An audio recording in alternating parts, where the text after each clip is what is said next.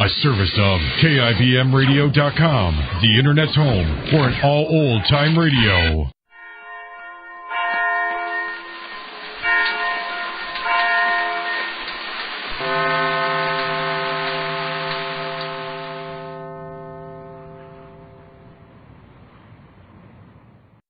Palmolive Soap, your beauty hope, and Luster Cream Shampoo for soft, glamorous, caressable hair bring you Our Miss Brooks, starring Eve Arden.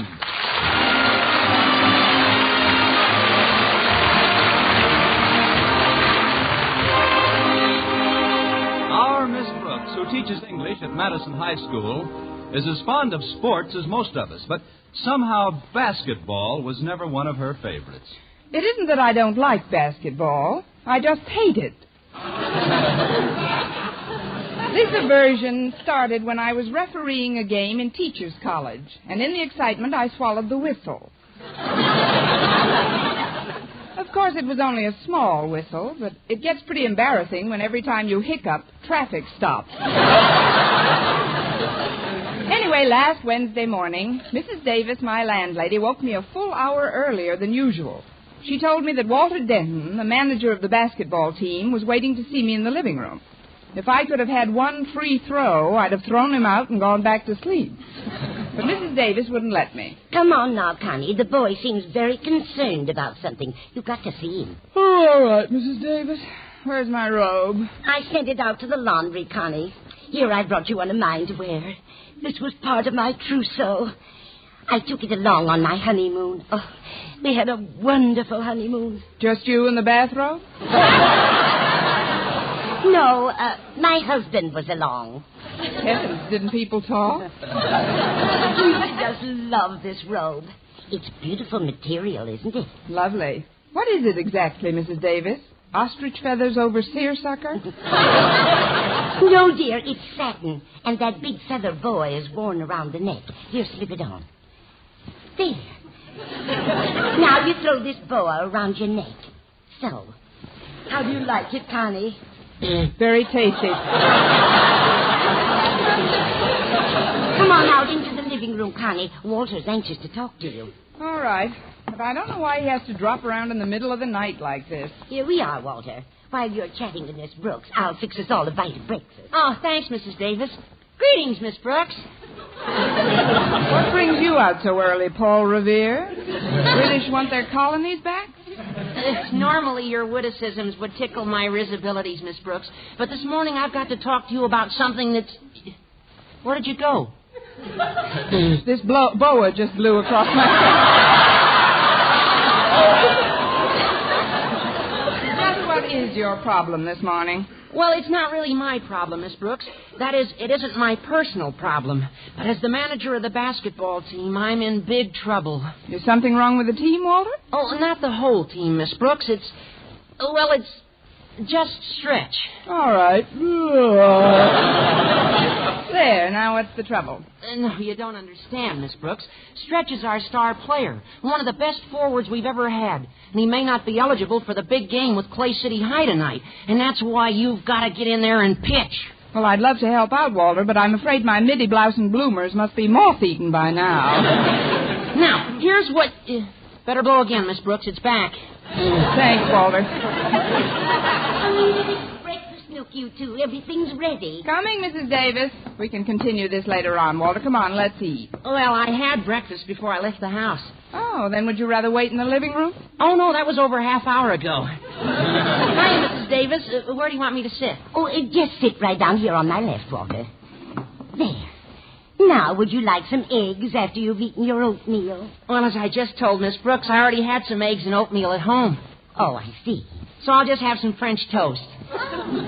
You must come over for dinner some night after you've had dinner. I'll make you some in a jiffy. Just drink your juice meantime. Say, this orange juice tastes rather peculiar. And that's because you're drinking it through that boa. Better blow again. Thanks. Now, to get back to my dilemma, Miss Brooks. Couldn't we delay him after breakfast, Walter? I'm sorry to bother you like this, but I'm afraid it's imperative. You see, Mr. Conklin's made a rule that anybody who fails a subject is ineligible for any sports until he's passed the first test of the new semester in the subject which he failed. And Stretch failed last term. So? So with a teacher Stretch has in English who's giving him the test this term, he doesn't stand a chance of passing. Who has he in English? Old Lady Enright. I mean, Miss Enright. Well, I'm sure Miss Enright's a very capable teacher. Well, here we are, some nice French toast. I made it from a famous Turkish recipe. A Turkish recipe? Yes, the Turks are famous for their French toast, you know. They are? Of course they are, Walter. You should taste their Chinese kumquats. Can I help you, Walter? I don't want to stuff myself, Mrs. Davis. Those 3 pieces on the end will be plenty. And now about Miss Enright. I don't think it's fair for her to give Stretch a test. I heard she was jilted by a basketball player years ago. Walter, you shouldn't talk that way about Miss Enright. Just because someone doesn't reciprocate the affection of someone who's fond of them doesn't make the person who's fond of someone a monster. And I got that sentence from an old Turkish recipe. Say, Miss Brooks, speaking of someone not reciprocating someone's affection, have you heard from Mr. Boynton lately? Ouch. Get those punches up, Walter. Let's forget about Mr. Boynton for now. Just what is it you want me to do? Well, I was talking this over with Harriet Conklin, and we decided to get Stretch transferred out of Miss Enright's class. Of course, this means somebody's got to work on Harriet's old man. Look, Walter, Harriet's father happens to be our principal. You will kindly refer to him as Mr. Conklin. I'm sorry, Miss Brooks. Well, Harriet and I and Stretch are supposed to meet at school this morning, and that's why I'm here so early, to discuss getting Stretch out of Miss Enright's class and into yours. Into mine? But you know how crowded my class is now. Every time I enter my room, it looks like payoff night at a pyramid club. Come on, Miss Brooks. We got to hurry down to school and meet Harriet. Now, there must be a way to get Stretch into your class so you can give him the test, while I, as manager of the team, sit across the aisle from him and give him moral support. Are you sure that's all you'd give him? Oh, I just want Stretch to feel at home. He's not very good in English, and, well, with me there, maybe he'd get more confidence. Confidence based on the mere proximity to one which in the same subject has always flourished so startlingly. If anybody sits near Stretch, it better be Harriet. She at least speaks English. But she's so honest in tests. I mean, she has the most peculiar way of holding her left hand when she's writing down answers. All you can see is her elbow. Oh, not that I ever tried to copy from her. Oh, no, of course not. It was just a coincidence that after the final exams last term, your neck was so far out of joint you looked like a Balinese dancer. No, Walter, as much as I'd like to help you kids, I can't. And the less I see of Mr. Conklin for a while, the better. But why, Miss Brooks? Because Mr. Conklin holds me responsible for what happened last week, remember? The fire in Mr. Boynton's laboratory, which started when the circuit was overloaded after I plugged in an electric heater that belonged to Mr. Conklin. Well, what is that? And then the firemen had to tear down the wall when they thought Mr. Conklin was stuck in the heater vent, which he wasn't because he was locked in the stockroom when I slammed the door on him by accident. And whose fault was that? Yours. That's what I like, a nice orderly mind. Come on.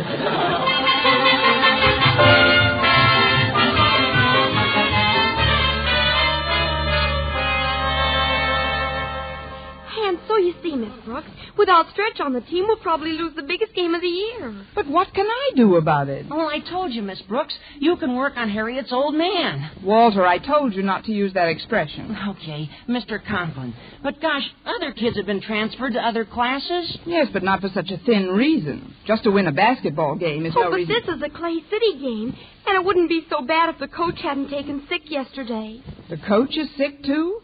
Desperately. This is the saddest thing since Humoresque. Fortunately, we have an ex-basketball star teaching here who's been made temporary coach. But it would just break his heart if he lost his first game. Who is this coach, Harriet? Mr. Boynton.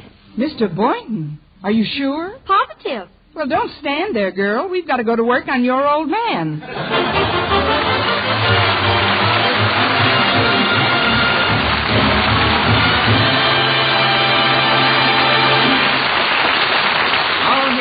Starring Eve Arden will continue in just a moment, but first, here is Vern Smith. Want to win $49,000 in cash? That's right, $49,000 in cash, the first prize offered by the makers of Palmolive soap in their big, exciting 49 Gold Rush contest. Second prize, $4,900. And there are 4,949 other cash prizes. What a chance to win. $100,000 in cash prizes, and it's easy to enter. Simply finish this sentence, I like Palmolive soap because, in 25 words or less. That's all. Just 25 words or less to finish the sentence, I like Palmolive soap because. Then mail your entry right away with a Palmolive soap wrapper. Easy, isn't it? And remember, thousands will strike it rich in this big 49 Gold Rush contest. Enter as often as you like. Get entry blanks and complete rules from your dealer, or send your entries on plain paper with your name and address and dealer's name and address, plus one Palmolive wrapper for each entry. Mail to Gold Rush Contest, Box 49, New York 8, New York. You better write that down. Gold Rush Contest, Box 49, New York 8, New York. Get Palmolive soap right away to help win a lovelier complexion and try for your share of the $100,000 in cash prizes.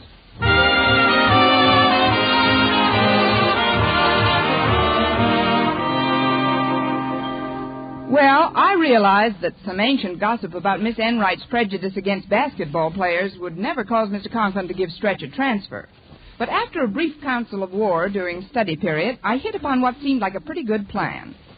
I would tell Mr. Conklin that the boy was unhappy in his class because his fellow students were picking on him, as I told Walter and Harriet. In a democratically operated high school, no boy should be forced to remain in surroundings that are not conducive to his getting the most out of the school curriculum. Bravo, Miss Brooks, bravo. Yeah, bravo. What did you say? Now, when Stretch gets here, we'll have to find out just what annoys him the most in his English class. Oh, that's him now. Come in, Stretch. Hi, Stretch. You know Miss Brooks. Hi. Hi. We haven't too much time, so I'll come right to the point. What bothers you in Miss Enright's class? Bothers me? Yeah, they treat you terrible, don't they? The other kids, I mean. The other kids?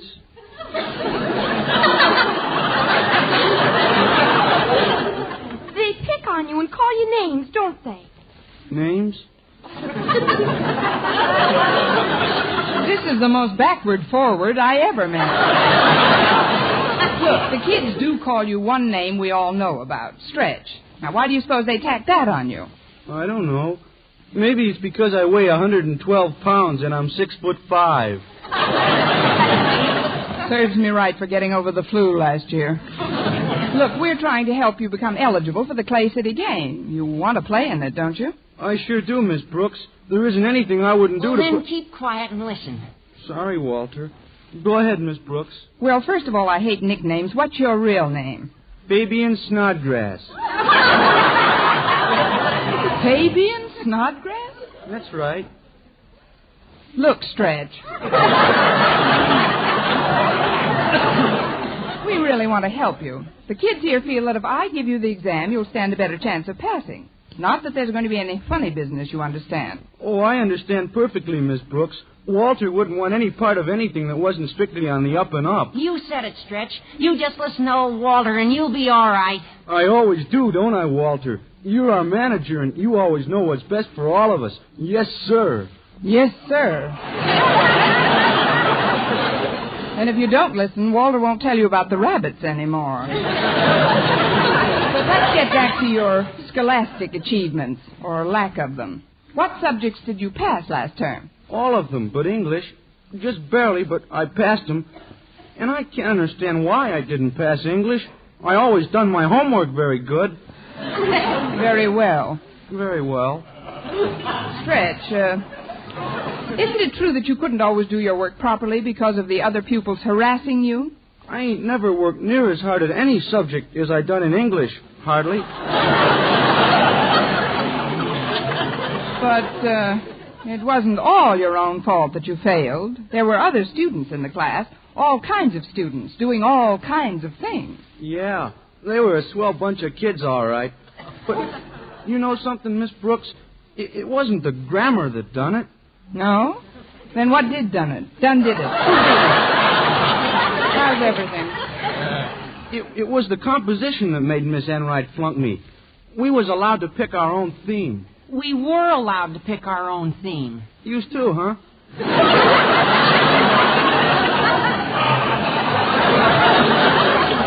I said, we could write about anything we wanted. So I got my idea off on the radio. It's not very bright of me to ask, but what kind of a radio idea did you write about? I wrote in 25 words or less, I hate English because.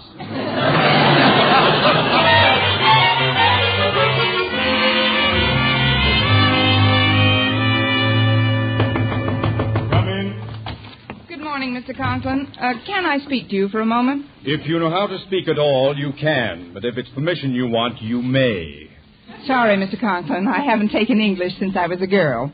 But I'd like to request a transfer for one of the students here. He's in Miss Enright's class at the present time. But, Miss Brooks, the new term has already started. You know we can't issue any transfers at this late date. Oh, but this case is extraordinary, Mr. Conklin. A boy's life is being made miserable by his classmates. What boy? Fabian Snodgrass.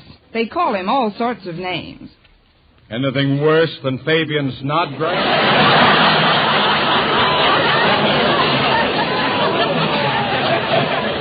Well, for one thing, they call him Stretch. Stretch? What's so terrible about that?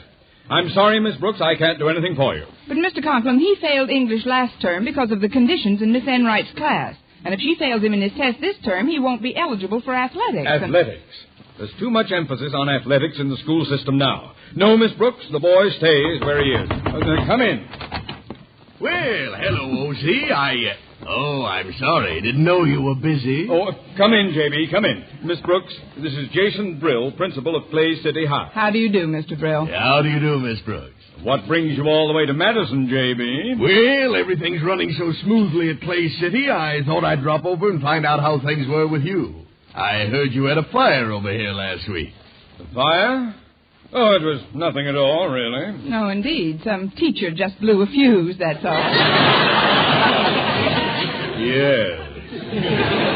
You got yourself locked in the storeroom, too, didn't you? Perhaps you'd better go into my inner office, if you'll excuse us, Miss Brooks. But I still want to talk to you, Mr. I'll Conklin. talk to you later. Just wait here in my outer office. All right, Mr. Conklin, I'll wait right here. You sure I'm not disturbing you, Osgood? That teacher out there, a pretty bit of baggage, isn't she? Yes, she is. I'd like to check her sometime.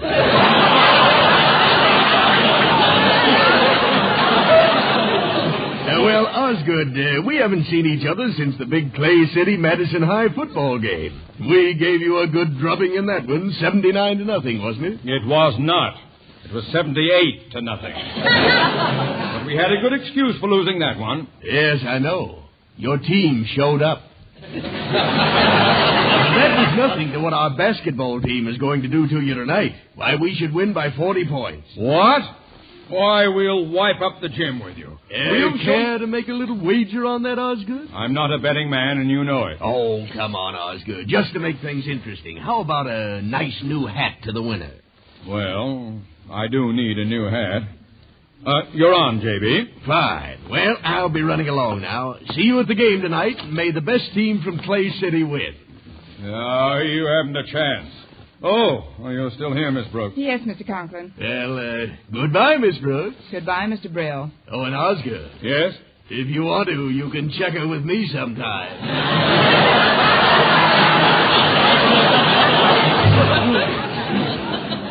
Old reprobate.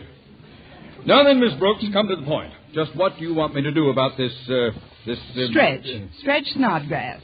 Just because a kid happens to be a star basketball player is no reason for other kids to make fun of him. I'm sorry, Miss Brooks. I can't change the rules in the middle of the semester just on account of some star basketball player. After all, there are other students in this school who did you say star basketball player? Yes, sir. And if he passes a test today, he's eligible for the game tonight? That's right, Mr. Conklin. And your own daughter Harriet and Walter and everybody seems to think that he'll have a better chance if I give him the examination. Miss Brooks, in a democratically operated high school, no boy should be forced to remain in surroundings that are not conducive to his getting the most out of the school curriculum. I'll have him transferred at once. There's just one thing I insist on. Yes, Mr. Conklin? The test must be absolutely impartial. At Madison, we have just one standard procedure, one examination. With liberty and justice for all.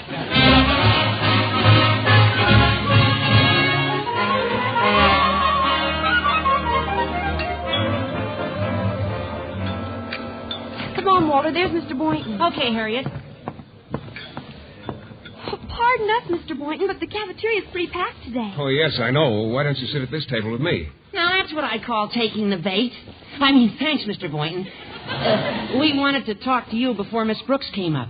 You see, Stretch is taking his English test in Miss Brooks' free period, right after lunch. Oh, but I thought Stretch was in Miss Enright's class. He was, but Daddy transferred him because he doesn't want the boy to be unhappy. Now it's up to us, especially you as basketball coach, to see that Miss Brooks is in a very good mood when she gives him the test. Maybe she'll even let us be there. But what can I do? Well, just be nice. You know, even if she doesn't order salad, spread a little oil around. I'm always courteous to Miss Brooks. Well, then be more than courteous. Be civil. Well, what my attitude toward Miss Brooks has to do with... She's coming over now. Be terribly nice. Remember, this is the biggest game you'll ever coach. Hello, Mr. Boynton. Well, how do you do, Miss Brooks? How are you, Harriet? Walter? Oh, we're fine, Miss Brooks. Oh, won't you join us? Oh, sit right here by Mr. Boynton. I'll move the chairs closer together. There. Thank you. Now then, what looks good today? You do, Miss Brooks. You look simply lovely. Well, that's high praise coming from you, Walter. It should have come from you, Mr. Boynton. Miss Brooks, if you'll just tell me what you want, I'll go get your tray filled up. I really haven't given it much thought. Well, neither have I. That's one nice thing about having a perfect figure. You can eat anything. Oh, I don't think my figure's so perfect.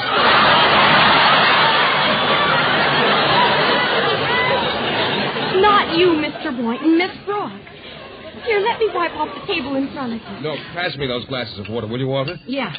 Thank you. Here's one for you, Miss Brooks. Oh, here, Miss Brooks. Take my knives and forks, too. I'm not hungry just yet. I am. I'm starved.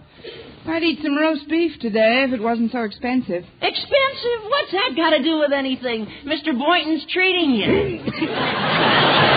There goes the water. It must have gone down the wrong pipe. Yeah, the pipe that likes to go Dutch. Look, I appreciate this attention, but there's something I think you all ought to know. What's that? I'm giving Stretch his eligibility test in private. In private? That's right, and if you'll meet me after school, I'll refund all courtesies extended to me during this lunch period.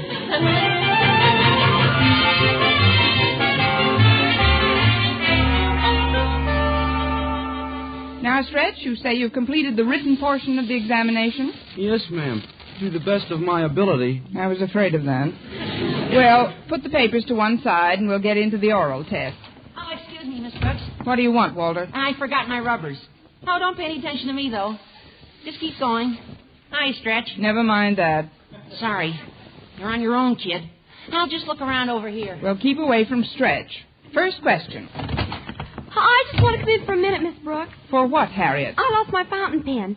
I'm sure it's in one of these desks. Oh, you go right ahead, Miss Brooks. Hi, Stretch. Hi, Harriet. Why don't you look over here by me? Cut that out. Where do you think you are? Well, she's pretty. It's a good thing that wasn't one of the test questions. Look, Stretch, you're fond of radio shows. Now just make believe you're on a quiz program. I beg your pardon, Miss Brooks, but I think I left a book in here. This test should have been given in the Rose Bowl. Sit right down, Mr. Boynton.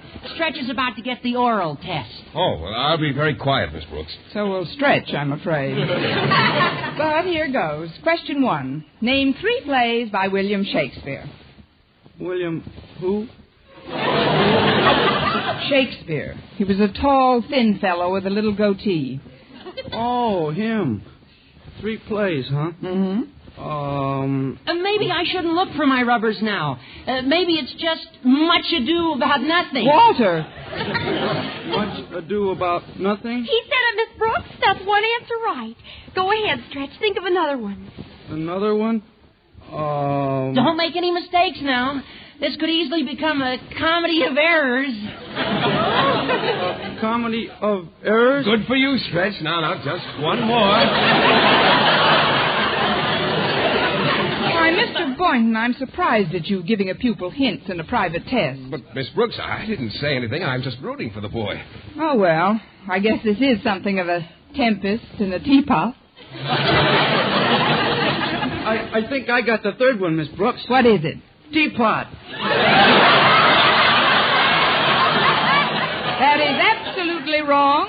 like to try for Tempest? Yeah, Tempest. Next question.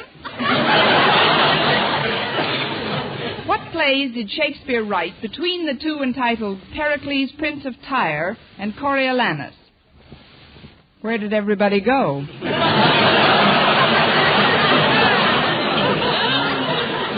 Would you repeat the question, please? Certainly. What plays did Shakespeare write between the two entitled Pericles, Prince of Tyre, and Coriolanus?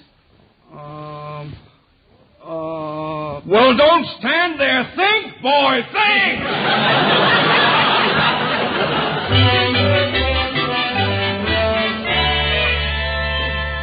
Well, Mr. Conklin, I have the result of both tests, written and oral. Good. Just put everything on my desk here. I'm not even going to check these papers, Miss Brooks. I'm that sure of your integrity. Thank you, Mr. Conklin, but as you know, we weren't alone. Never for the mind test. that, Miss Brooks. The examination was based on the 100% system? That's right, but every once in a while somebody Please, Miss Brooks.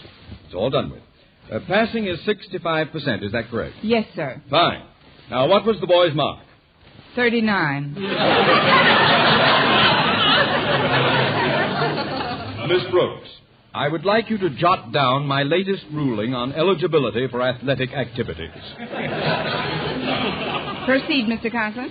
No student who has previously failed a subject will be eligible for any athletic team if he fails the first 2 tests in any term.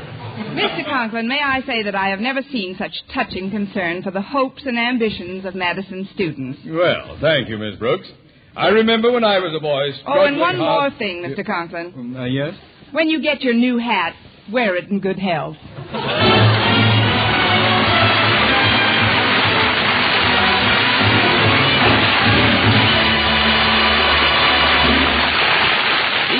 As our Miss Brooks returns in just a moment, but first...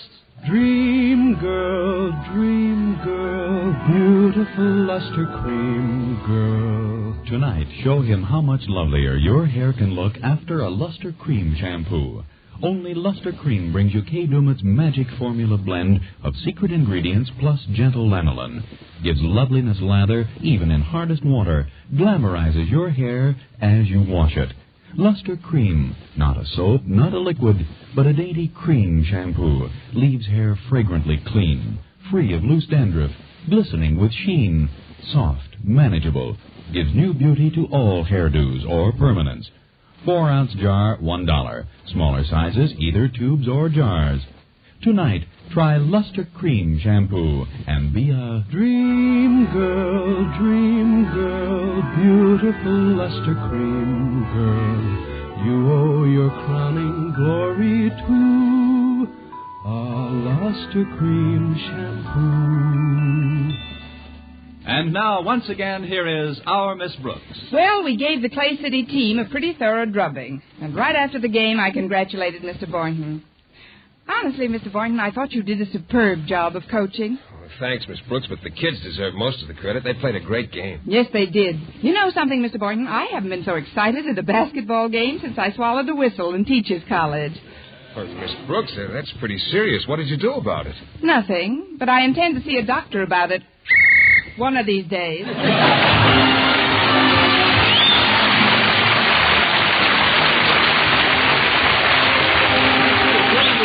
Miss Brooks Show, brought to you by Palmolive Soap, your beauty hope, and Luster Cream Shampoo for soft, glamorous, caressable hair. Our Miss Brooks, starring Eve Arden, is produced by Larry Burns, written and directed by Al Lewis, with music by Wilbur Hatch.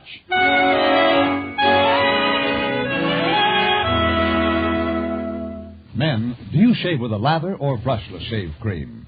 Palmolive shaving cream comes both ways. And whichever way you prefer to shave, you'll find that using either Palmolive brushless or Palmolive lather shaving cream can bring you more comfortable, actually smoother shaves. Here's the proof. 2,548 men tried the new Palmolive way to shave described on the tube. And no matter how they had shaved before, 3 out of every 4 got more comfortable, actually smoother shaves. Get Palmolive brushless or Palmolive lather shaving cream today. For mystery liberally sprinkled with laughs, listen to Mr. and Mrs. North. Tune in Tuesday evenings over most of these same stations. And be with us again next week at this same time for another comedy episode of Our Miss Brooks. Bob Lamont speaking. This is CBS, the Columbia Broadcasting System.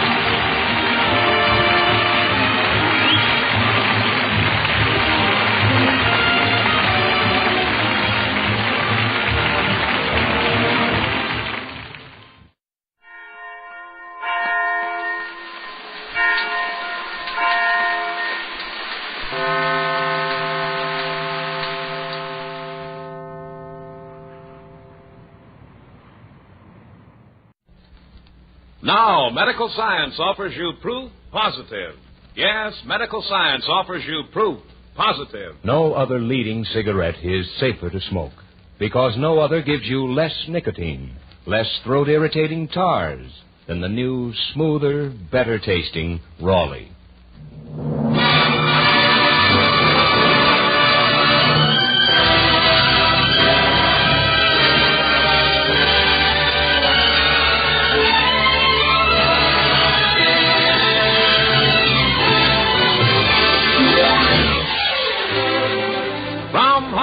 The Raleigh Cigarette Program, starring Red Skelton, with David Forrester and his orchestra, our singing star Anita Ellis, Gigi Pearson, Verna Felton, Pat McGee, and yours truly, Rod O'Connor.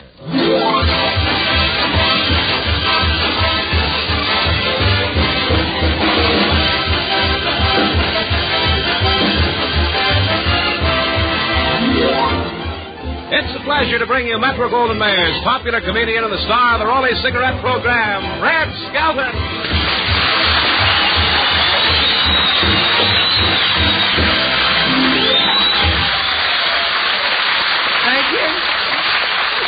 Thank you very much, and good evening, ladies and gentlemen. Well, how are you, Red? Well, I'm a little tired, Rod. Cleaning up a studio after Bob Hope gets through with it is no easy job. But we did it in record time tonight, 30 seconds. How am I going to get these egg stains off my shoes?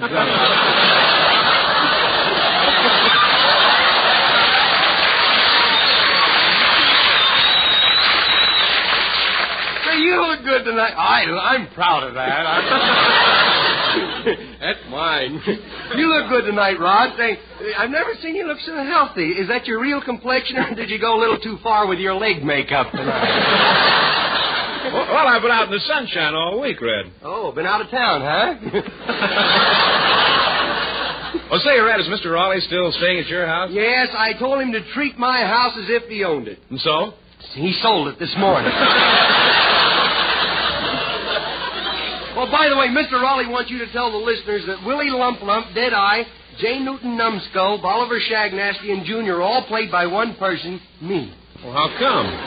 How come? Well, he don't want the people to think everybody on this program's nuts. I saw you at the races with Mr. Raleigh. Oh, how are you, Anita? All right. You're awful pretty for a girl. No, you really are very pretty. You're pretty as a picture tonight. Well, thank you, Red, and you're prettier than a picture, too. Yeah? Which one? Last weekend. Yeah. You proud of that? Say, tell me, Anita, did you have any luck at the races? No, did you? No. If I had bet on Paul Revere's horse, the British would have reached Lexington first. Well, say, Red, did you take Mr. Raleigh out to Metro Goldwyn Mayer studio? Yes, I did. Had a little trouble getting through the gate, though. Didn't the gate man recognize you? That's what started the trouble. Well, I suppose you introduced Mr. Raleigh to all the big stars. Yeah, and they were all smoking Raleigh cigarettes when we came on the set. I suppose Mr. Raleigh started smoking, too, huh? Yes, right after Marilyn Maxwell smiled at him. Well, good evening, all of my dear, dear friends. What are you running for? What's on your mind, Mr. Forrester? Did you show Mr. Raleigh the new cars on display across the street? You gave that a great reading, you know. Thank you.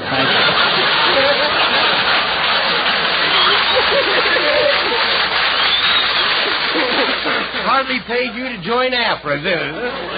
Yeah, That's what's good about having a big band. When the audience don't laugh, they come in on it. Yeah, I showed Mr. Raleigh the new improvements on the cars, and they're really something. They have a new thing now for the California cars, a big rubber stamp on the front of it. When you hit a pedestrian, it comes down and says, killed in California. And here's something else nice to hear. Now, medical science offers you proof positive. Yes, medical science offers you proof positive. No other leading cigarette is safer to smoke because no other gives you less nicotine, less throat-irritating tars than the new, smoother, better-tasting Raleigh. Yes, exhaustive scientific tests of America's 6 biggest-selling brands, certified by a jury of 14 distinguished doctors, including eminent throat specialists, have just proved conclusively No other cigarette gives you less nicotine, less throat-irritating tars. So no other is actually safer to smoke. See if you don't agree. Raleigh's are right. Right for taste, right for throat. Try Raleigh's. Enjoy Raleigh's rich tobaccos, that milder, smoother, more satisfying Raleigh flavor. Remember, medical science now offers you proof positive. No other cigarette is safer to smoke because no other gives you less nicotine, less throat-irritating tars than the new, smoother, better-tasting Raleigh. Thank you, gentlemen. And now our lovely Anita Ellis will sing Someone to Watch Over Me by George Gershwin.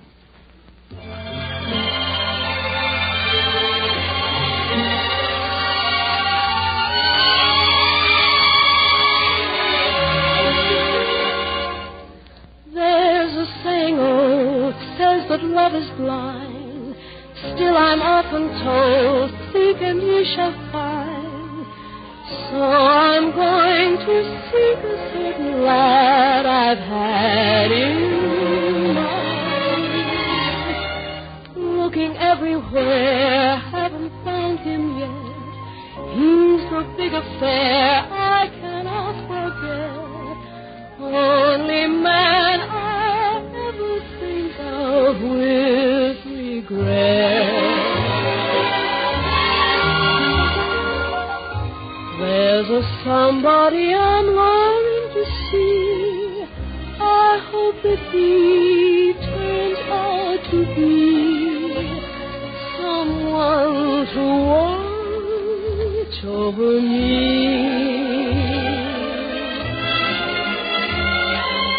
I'm a little lamb who's lost in the wood. I know I could always be good to one who'll watch over me. Although he may not be the man some girls think of as handsome, to my heart he carries the key.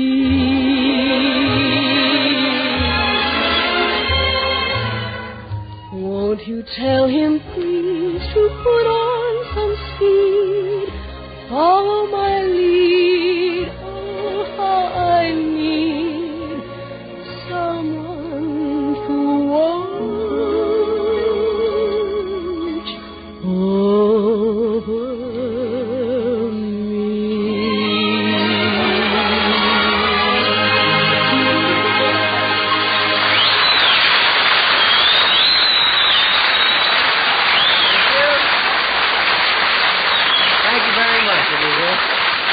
Tonight, I would like to read from the Skelton scrapbook of satire a story entitled Stray Animals. Our characters are fictional. If there's any similarity to persons living, life really is stranger than fiction. Chapter 84 is entitled The Black and White Kitty. This is the story of Willie Lump Lump, the night owl, and a little unwelcomed animal.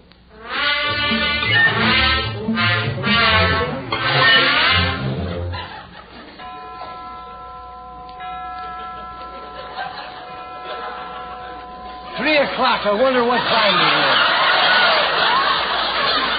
Well, it's time you got home. Hmm? I said it's time you got... Look, be careful going down those steps. Let me take hold of your arm, will you? Why didn't you tell me you were down at the bottom, huh? Quiet, Willie. It's 3 o'clock. Yeah. People go to bed at 6 o'clock in this town. Oh, well, then they shouldn't mind a little noise 3 hours before bedtime. Come on, get in the car. Okay, I'll get... Willie, get out of that trash can. The car's over here. Let's put wheels on the can. It looks newer, huh? Well, come on, let's get going. I'll drive. Oh, no, wait a minute. You're not going to drive, are you? Well, I'll have to. I ain't no condition to walk.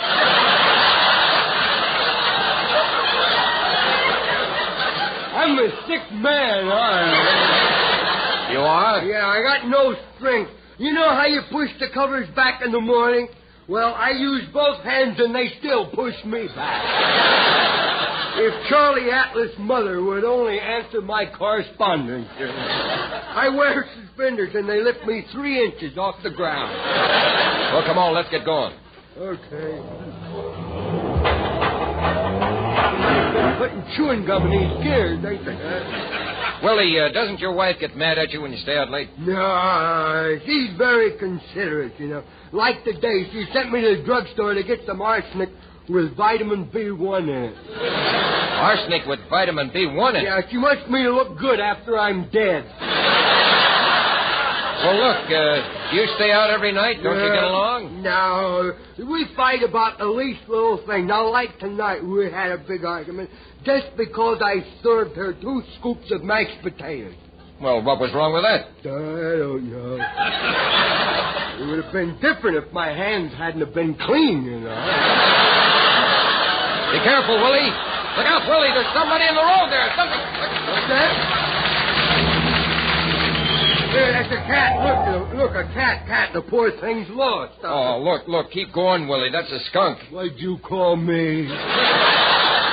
I didn't call you anything. I just said that's not a cat. It's too. I know a cat when I see one, and he's lost. That's it. Oh, look. Just let it stay lost. What are you going to do? I'm going to take it home. We got so many mice that they run down the street to meet the grocery truck. Don't be silly, Willie. Don't you smell something? No, I got a cold myself. Oh, come on now. No one ever had a cold that bad. I'm going to get this cat. Willie, get out of the road. A car's coming.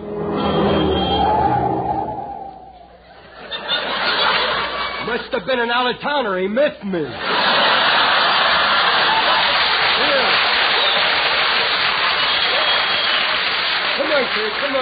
Come on, Willie. Let's go. Not till I catch this cat, boy. Look, Stooper, man, I'm telling you that's not a cat. Don't you know what a skunk is? Sure. A skunk is just a cat with a dominating personality. Yeah, come on, I got him. Boy, what a nice cat. Ain't he a beauty? Well, don't point him at me. Look, I'm getting out of the car, and I'm not going to ride with that thing. I'm going to thumb a ride. Well, good night, bud. See you later. Fine thing. Some people just got no kindness for poor little cats, is all. Come on, get in the back seat there. There you go. Make yourself at home. I think my coal's loosening up around. I smell something burning around here. Boy, my wife's gonna love this cat, boy. You're all right, cat. Ooh. I think he's been eating garlic or something. Well, here's your new home, kitty. Come on, boy. Wait till my wife sees you. She'll throw a fit, boy. Come on.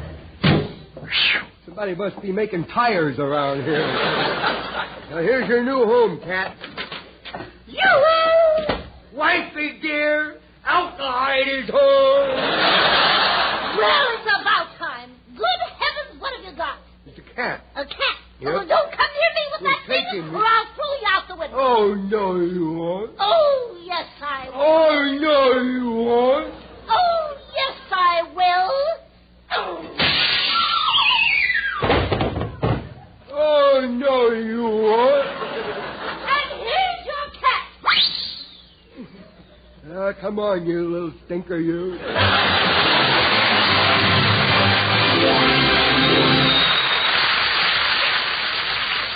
Remember, medical science offers you proof positive. Remember, medical science offers you proof positive. No other leading cigarette is safer to smoke because no other gives you less nicotine, less throat-irritating tars than the new, smoother, better-tasting Raleigh. Ralph Bellamy of Stage and Screen, now starring in Broadway's hit State of the Union, says, quote, I'm for Raleigh's 100%. I've seen the facts. And I know medical science has proved no other cigarette gives you less nicotine, less throat-irritating tars. Thus, no other is safer to smoke. Yes, Raleigh's are right. Right for taste, right for throat. You're right, Ralph Bellamy. Raleigh's are right. So, friends, next time, try Raleigh's. Enjoy Raleigh's rich tobaccos, that smoother, milder, more satisfying Raleigh flavor. Remember, medical science now offers you proof positive. No other cigarette is safer to smoke because no other gives you less nicotine, less throat-irritating tars than the new, smoother, better-tasting Raleigh.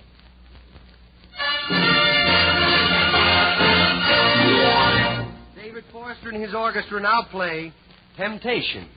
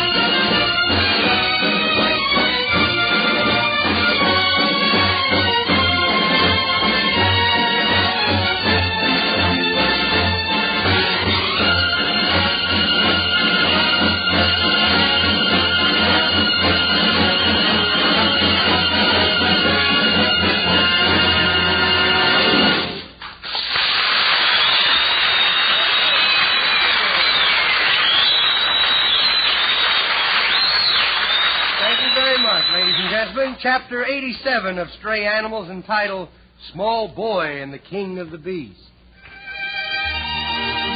All children love animals, and they're forever finding little pets that they can't live without.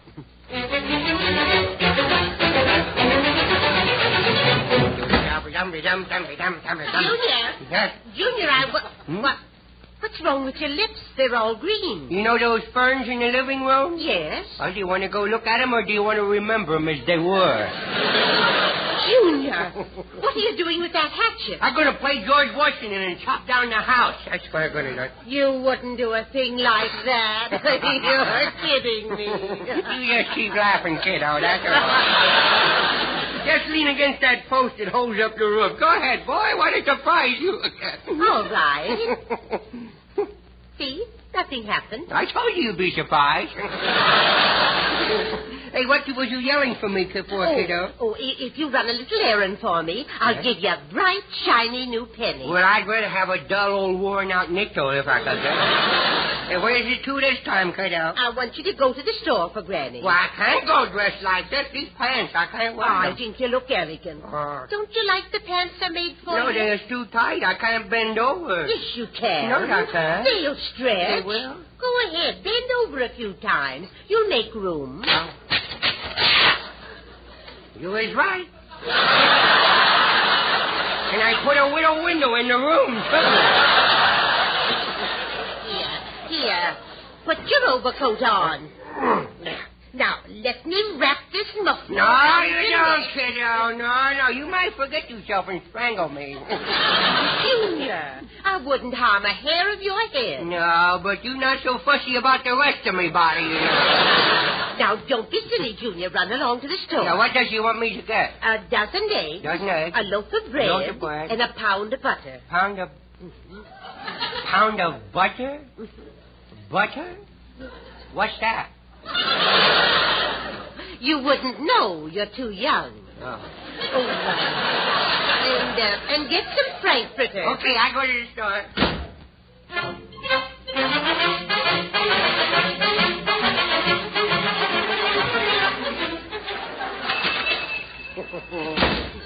Well, Junior, what do you want? Does you want to know what I want or what I was sent for, huh?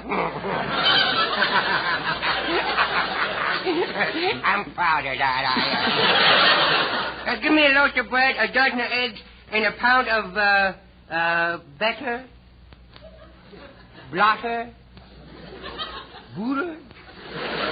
Something like that. I don't know what it is. Well, I'll give you a quarter of a pound. No, I want a pound.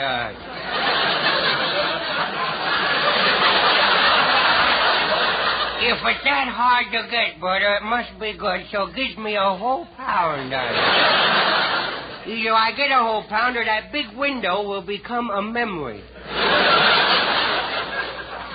Okay, 1 pound of butter. Here you are. I knew I would get it. Hey, now, what else? I want some frankfurters, some hot dogs. Hamburgers with tights on, you know. Oh, you're going to eat them for supper? Hmm? Going to eat them for supper? Going to eat them? No. I'm going to use them as handlebar grips on me tricycle. What a dumb clerk you and don't slip me none of them stale ones either. The last frankfurters you sold us, the jackets were so old, they had a belt in the back. Oh, look, a circus wagon. Look. Oh, that's the keeper of the zoo. Oh, really? Mm-hmm. Howdy. Howdy. Is this your little boy? Howdy. No, he's the little boy who belongs down the street. Yeah. Well, you better hurry home, kiddo. One of our lions is missing from the zoo. Well, why should I run? I ain't got him. Besides, I wouldn't know what a lion looked like if I seen him. Junior, a lion will hurt you. Yes, I know. Grandpa got beat up for lying to Grandma, you know. Well, you better hurry home. Okay, I'm going to hurry up. Hold on. I'm going to take a shortcut up this alley, and maybe I can get home before I find out what a lion is. Hippity-hop, hippity-hop. I'm going home from the butcher establishment.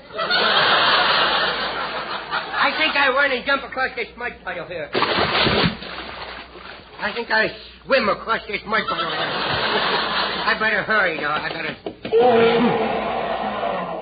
What's that? Goodness, look at that big dog. Ain't he a big brother? Look at that red bushy hair he's got. Boy, he look like me with 4 legs, don't he? Boy, he got a big bushy hair. He's shaved off in the middle and got a paintbrush on it, and he's shaved. Sure, now you stand up. Don't you like me? I like you. I don't really, but I gotta protect myself. Here, now, don't you bite me. You never heard of hydrophobia, had you? I ain't either, but I gotta scare them, you know. What's here? Stop sniffing. Stop. What's the matter? You hungry? Here, I'll give you me hot dog. I'm afraid, you big thief. I just laid them on the ground for you. Yeah. Goodness, look at that. Eat hot dog paper and all. Didn't even ask for any mustard either. Hey, how would you like to go home with me, huh? Oh, I do hope that means yes. I don't think Grandma would let me keep you, though. But I could hide you in my room. Or better still, I could put you in Grandma's room, you know. Boy, what a surprise she would get, huh? And then again, I don't know why I'm wasting my time thinking about it. I'm going to do it anyhow, you know. Come on, home you're going with me.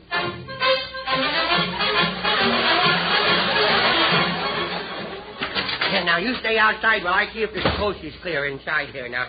Oh, boy, there's Grandma's glasses. I better hide them so she won't be able to see the doggy so well. Oh, come on, doggy. Boy, he's a long one, isn't he? Huh?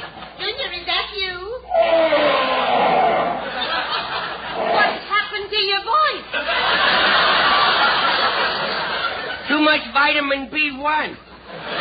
Here, come on, kiddo. Come on, little dog. You get in that other room there. Go on now. Go on, hide in there. She won't know it now. Grandma. Yes? Did you get the groceries? Yes, I did. Bread, butter, and eggs. The eggs are scrambled, of course, you know. Hey, Grandma, you know what we need around this house? No, what? Is a nice little dog. A watchdog. What have we got to watch? Well, he could watch me to make sure I don't run away. And spoil my hopes? Definitely not. Boy, you sure does love me, don't you?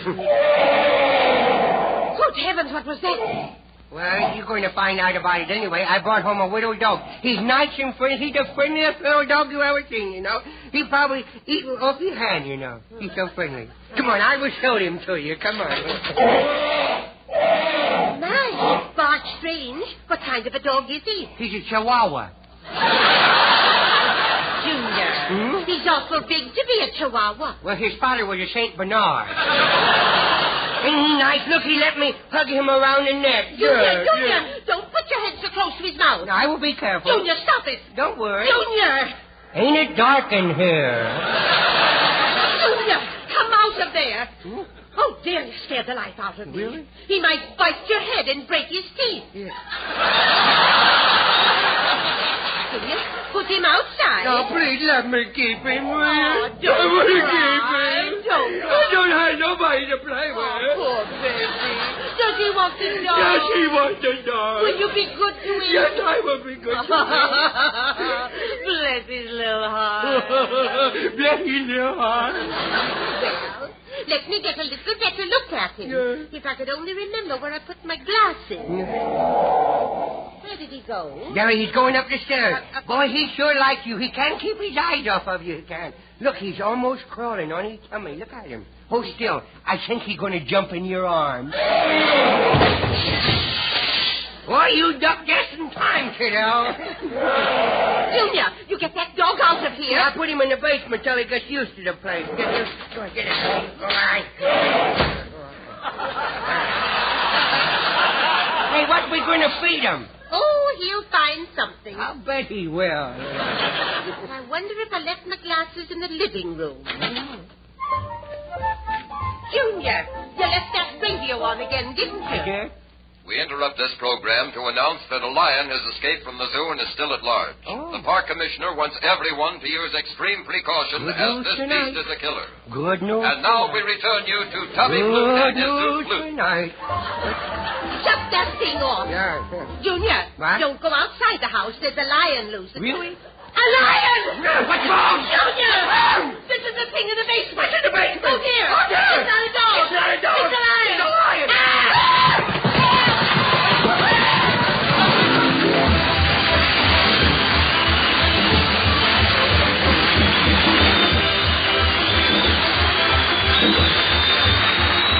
Remember, we'll all be back with you next Tuesday at the same time. Red Skelton, David Forrester and his orchestra, Anita Ellis, Verna Felton, Gigi Pearson, Pat McGeehan, and yours truly, Rod O'Connor.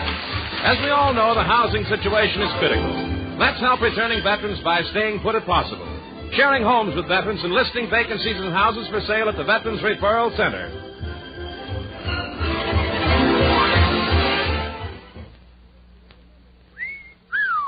Sir Walter Raleigh. That's the tobacco that leaves your pipe as clean as a whistle. The finest burleys grown, rich, ripe tobaccos are blended in Sir Walter Raleigh. And then they're mellowed with just a touch of rum to enhance the natural, full-bodied flavor. And you'll like the way Sir Walter Raleigh burns, just right. Slow, even, and cool, right down to the bottom of the bowl. Leaves only a clean, dry ash, never a soggy heel. And Sir Walter Raleigh has such a pleasing aroma, you and your pipe will be welcome anywhere. Next time, gentlemen, get Sir Walter Raleigh, the quality pipe tobacco of America.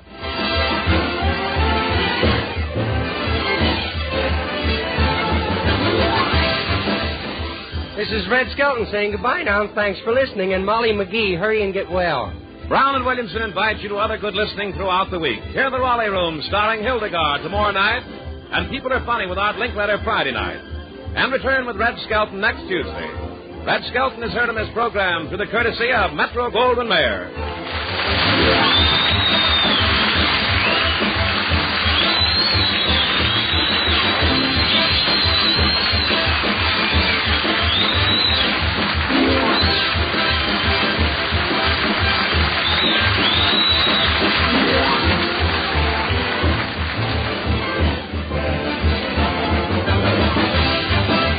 NBC, the National Broadcasting Company.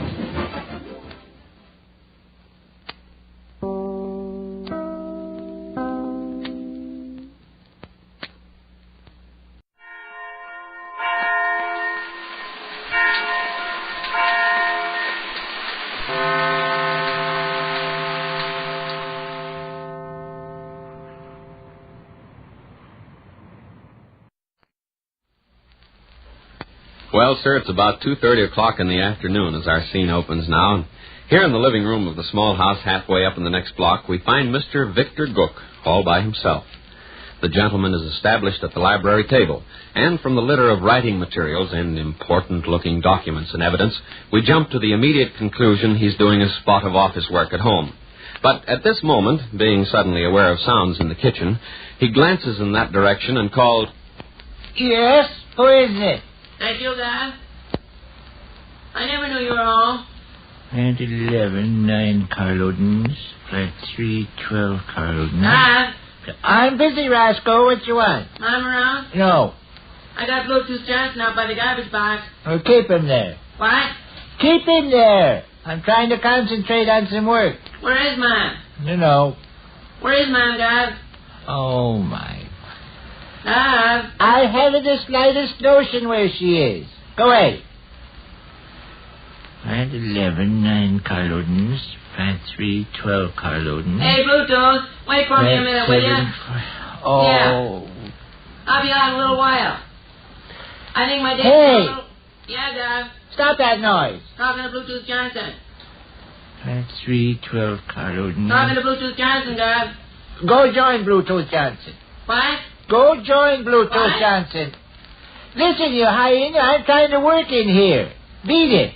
Get out of the house and don't come back till supper time. I'm trying to concentrate. If you well, come answer it. What? Come answer it.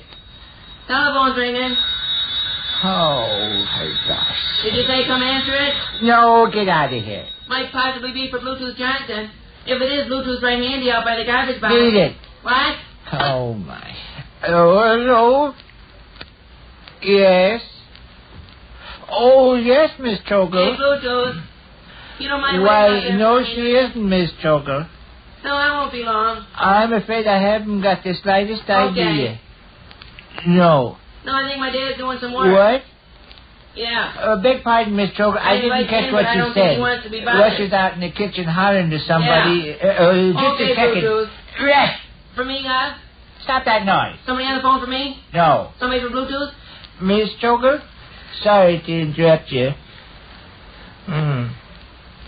No, she never said. No. Well, she could be at Miss Stembody. Somebody for Bluetooth Johnson on the phone, guys? Well, why don't you try there, Miss Choker? Phone number? I ought to know Stembody's phone number. Let's see, I believe it's... one moment, Miss Choker. Rush. Somebody for Bluetooth? What's Stembody's phone number? Is that where Mom is? Stembottom's? Listen, you lummox, in about 1 minute, I'm... what, Miss Choker? No, I was talking to this reprobate son of mine. What's Stembottom's phone number? 2572X. Now, beat it. 2572X, Miss Choker. Yes. Not at all. Not at all, Miss Choker. Bye. Egg yolk, old trip hammer. I'll give you just 10 seconds to quit the premises. I only wish to get the magnifying glass out of the bookcase, and then I will take my departure. Let's say you will. Bluetooth Johnson is out by the garbage box. I don't care if Bluetooth Johnson is out by the Straits of Gibraltar. On the one afternoon, a man tries to do a little work he at heard home. you. You think who heard me? Bluetooth. When I hollered in here and told you Bluetooth was out by the garbage box, I think he heard you when you yelled back for me to keep him there. His feelings are probably wounded. Bluetooth Johnson's a very sensitive bundle of nerves. His tears are very near the surface. He'll weep at the drop of a hat. Bluetooth Johnson is as high-strung an individual as you'll find... Are you going to get out of here? I want the magnifying glass out of the bookcase. Get it and go. Very well. And if I hear another peep out of you, there'll be serious trouble. Mm-hmm. Man might just as well attempt to work with complex figures as make delicate calculations in a doggone half-wit boiler factory. If I wasn't of a vigorous constitution, I'd have gone batty years ago. And 11, 9 carloadins. Plant 3, 12 carloadins. Plant 7... Well, that's not right. Plant 11, 6 carloadins. Plant 3, 14 carloadins. Plant 7... Son of a gun. Somebody stuffed this bookcase full of junk where when I opened the door, it all fell out on the floor. So I see. Must have been Mom done it. Made quite a crash. Yes, it did. Blame the luck. I was quite startled. So was I. Nothing got broke, though. By George. Get out. Did you hear me? My patience has stretched itself as far as it is humanly possible. Telephone's ringing. You're going to get out? Telephone's ringing. Well, answer it and leave. I'm giving you fair warning. I won't be responsible for any impulsive action I may take if you're in this room 10 seconds from the time I say. Speaking. Just fine, thanks. And yourself? Mighty glad to hear it, Smelly. If you're wise, you'll cut that short. 1 second, Smelly. I beg your pardon, Gov. If you're wise, you'll cut that short. Smelly? Excuse the delay. My father passed a remark. He expressed a wish we'd not keep the line busy long. Yeah. Resume what you were saying. Oh, uh-huh. By George, it just so happens he is. 1 moment, Smelly. Smelly want to speak to me? No, wants to speak to Bluetooth. Where are you going? Fetch Bluetooth. Oh, no. He's right handy out by the garbage box. Oh, no. You would deprive a fellow human being of his legal right to receive a telephone call. You would... I'll tell him no. Smelly? I'm afraid Bluetooth won't be able to speak with you just at the present time, Smelly. No. Well, it just so happens that circumstances over which I have no control prevent... Uh-huh. That's right. You hit the nail on the head, Smelly. Yeah. My father's here doing some special work and people conversing over the telephone bother him. That's right. Uh-huh. Well, may I take a message to Bluetooth? Very trivial, huh? Very, very trivial, huh? Very, very, very trivial, huh? Very, very, very, very... Oh! Bye, Smelly. Don't get mad, Gov. I couldn't help it if the telephone was ringing. I do not wish to do something that I would later regret. Telephone's ringing, Gov. Shall I answer it? Hello? Oh, hello, man. Oh, nothing much. Just come in the house to get the magnifying glass out of the bookcase. Yeah. Bluetooth Johnson's out by the garbage box. Yeah. Gov? Sure. Guess he's been there quite a while. You wish to speak with him? Okay. 1 second. Gov. His mom wishes to speak to you. I expect... One side. Just because a common, ordinary American citizen... Hello? Yes, say. Try and do some work. About an hour. No. Yes. No. Miss Troker. Never said. I never asked. Said she tried to get you at Lucy's. No. Yes. 5 minutes ago. No. No. Yes. No. No. No. Bye. May I search the bookcase for my magnifying glass? I'll leave as soon as I find it. Bluetooth Johnson's out by the garbage box. Be gone. Won't you even let me... Be gone. Okay. Oh, my. Plant 11, 6 carloadins. Plant 3, 14 carloadins. Plant 7, 20 carloadins. Plant 5, 9 carloadins. Telephone's ringing. Ain't you going to answer it? Front doorbell's ringing.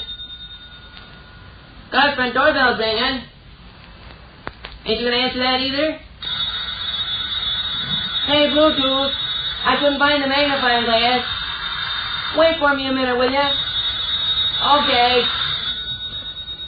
Oh, my. Which concludes another brief interlude at the small house halfway up in the next block. Bristol Myers, the makers of Sal Hepatica, famous laxative, and Minute Rub, modern chest rub, brings you Duffy.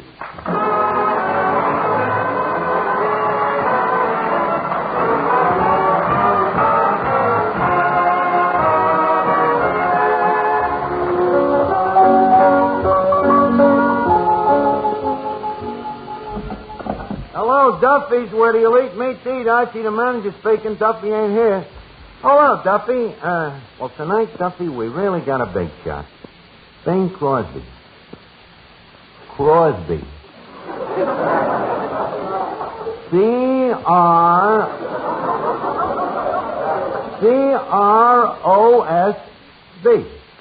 Yeah. You know the guy, Duffy, the straight man in the Bob Hope picture.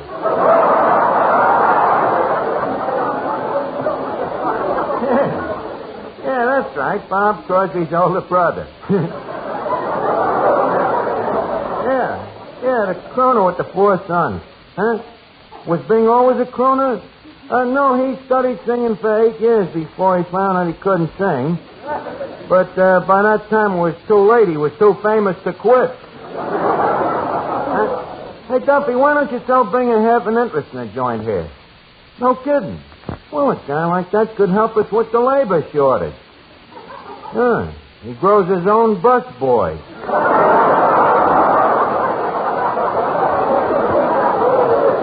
Huh? Mrs. Duffy wants to meet Bing? What for? But, Duffy, what could he use her for? She's too big for a sarong and too slow for the track. Huh? Well, I'll talk to Bing about the partnership, Duffy. Okay. So long.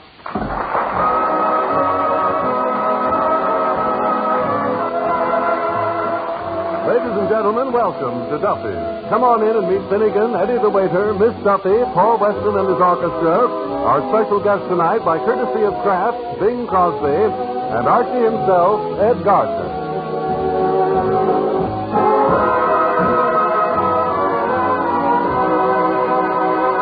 Hey, Eddie, did you hear? Bing Crosby might buy a half interest in this place. What? Bing Crosby? The one that wears them shirts? Yeah. The one with the 4 sons? Yeah. The one with them race horses? Yeah. You gonna buy a half interest in this place? Yeah. I suppose he just don't care anymore. Listen, Eddie, with good management, this place could show a very nice overhead. Especially with the new floor show that I wrote for Crosby. Oh, you wrote it, huh? Yeah, I wrote it. It's going to have the same flavor as his radio show. He's on a cheese program, ain't he? Yeah, good, huh? Let's see now. There's Trudy Irwin, John Todd-Stoddard, Cobb Temperature. Yeah, that Yuki. Who's going to be Yuki? You? Oh, no, I'm too statuesque. For the part of Yuki, I got to get a guy that's very short and a little stupid. Hiya, Finnegan. Not quite short enough, huh? No, but he's a little more stupid, so it comes out even. Finnegan, how would you like to be an actor? An actor? Oh, boy. I got my damn I got music. I got the damn Finnegan, calm yourself. Stop it, will you? Finnegan, look, I don't mean a song and dance man. I mean a comedian. Oh, comedian? Yeah. I got a good joke. Why does your fireman wear red suspenders? Why? To get on the other side. Finnegan, I'm afraid your humor is a little too delicate for this show.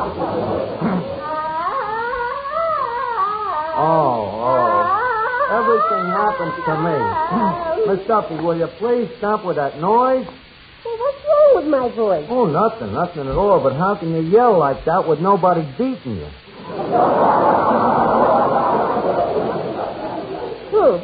My singing teacher says I have perfect pitch. Well, you may have perfect pitch, but if you start singing around here, you better learn how to catch. What's this about the singing teacher, anyhow? Oh, you remember my old singing teacher. Yasha Panyaslavnik. Good old walk-up one-flight Yasha. I thought he was in the Army. They wouldn't take him. Why not? Puncture eardrums. Oh. And I'll bet you that you're the one that 4F'd the guy. So he's trying to teach you again, huh? Yeah, he has a new method now, the OPA method. He says all you have to remember when singing is OPA. OPA. Yeah. Open, please, the adenoids.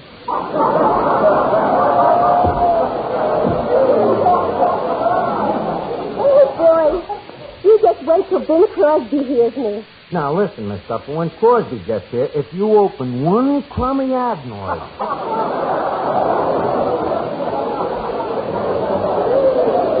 trying to get the guy to buy a half an interest from your father. Oh, Papa's partner. That's very interesting. Miss Duffy, he's buying an interest only in a joint. You still belong to Daddy. Besides, the guy is married. That's the trouble. Papa always has to have partners that are married. What other partner is married? Mama.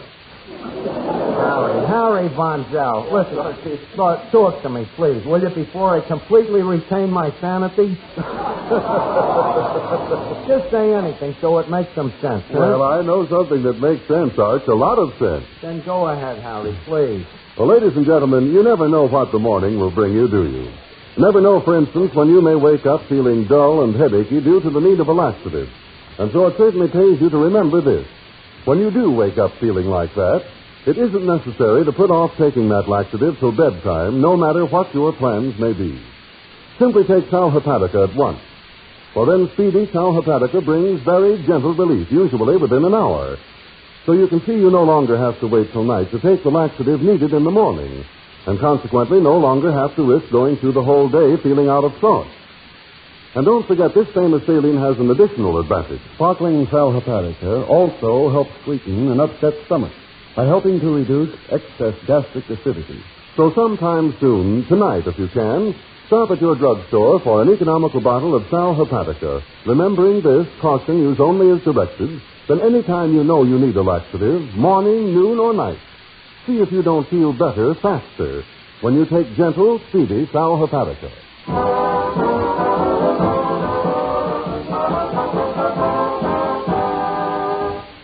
I got to figure out what this business worth. Eddie, how many new customers would you say come in this place tonight? Let me see.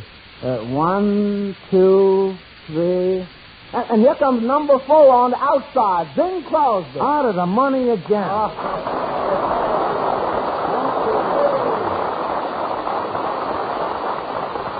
Well, Bing, welcome to Duffy's. How do you like the joint here? Frankly, Archie, it warms the cockles of this peripatetic old troubadour's palpitator to find himself so unostentatiously ensconced within the sacred precincts of this Tanglefoot Emporium.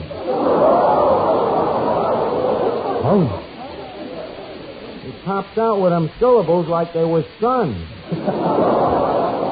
Of course, I personally don't mind them big words, you know, but it ain't fair to people who don't understand them, you know? Like who? Like you. Well, leave us lay off. If you want to use big words, I'll match your vocabulary. I'll match you anytime. Okay, Archie, a truce, huh? Right. Now, how do you like the joint here? Briefly. Thanks.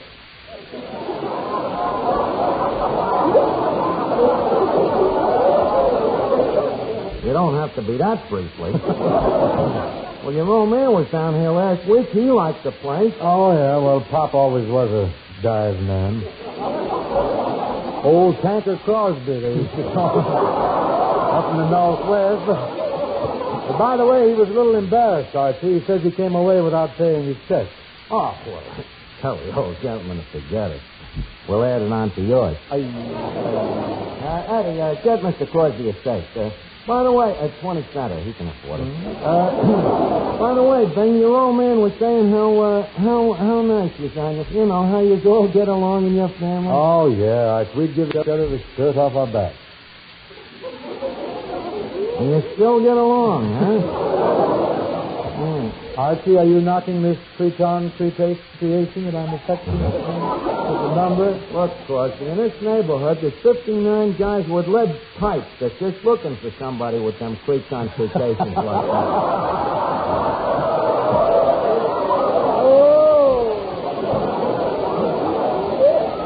too sharp for you, huh? Yeah, it's a little sharp. You see, now take me for contrast. Take the way I dress. You see these pants? Mm-hmm. This would be part of a whole suit. Yeah. You see, it's quiet. Good taste. Made out of genuine herringbone. Herring, huh? Yeah. The knees look a little marinated, I thought. Yeah. And now take my shirt, you know. Look at it.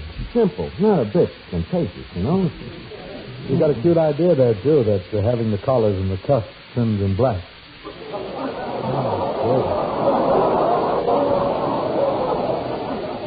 Landlady must have forgotten to turn him over this way, Hey, coming up, Mr. Crosby. Just a second. Is that a stake? Yeah.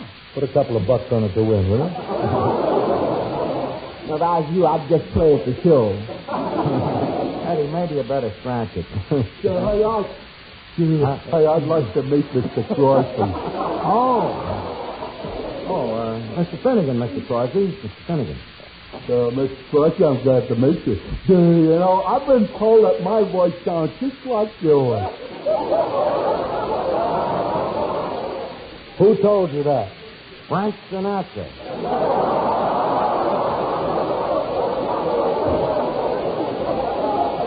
Oh, and Bing, this is Miss Duffy. Her voice also sound like yours. How do you do?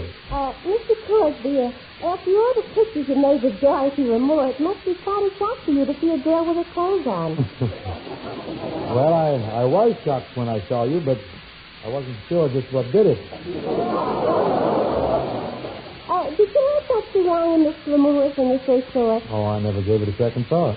Oh, you didn't? I was a little busy with the first one.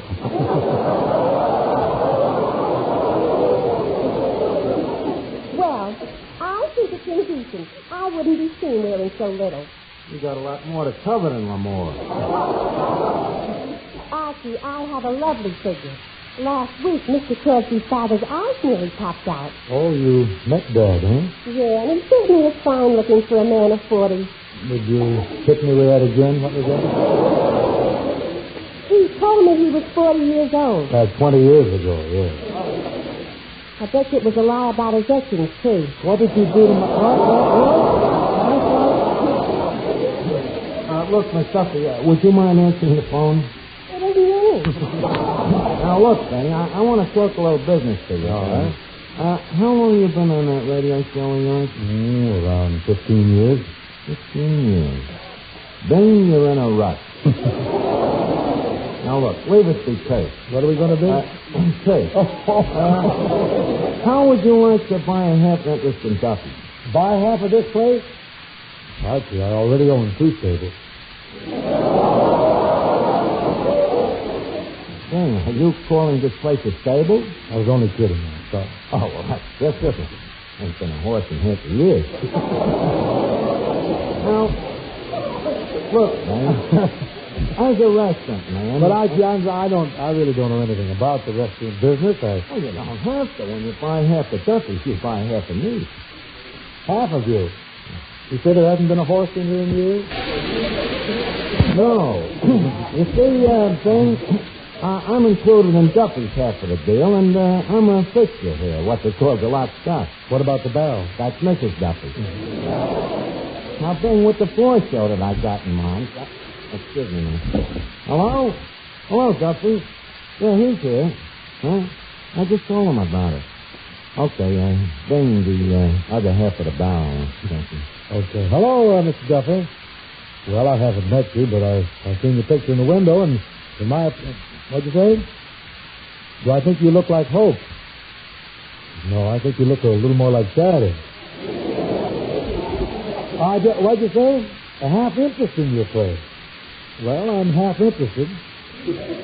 How much do you want for it? You think I'm made of money? $300. Give me the phone. Look, Duffy, don't be a robber. Huh? Well, about 200. Well, with Crosby singing here, I'll bet you no time the joint is worth at least 800. Huh? Why should you sell half of a business that's going to be worth 800 for 200? Well, maybe you're right. Maybe if I explain to him how much business he'll bring in, he'll be willing to come up a little. Huh? Am I sure he'll sing? Well, if he's a partner, I don't see how you can stop him. Huh? First you want to what? You want to what? I'll tell him. Then Duffy would like an audition. What do you mean? Me audition for that bum? Please, Ben, you're speaking of your partner. If the bum wants an audition, give it to him. Paul, some music for Mr. Crosby, please.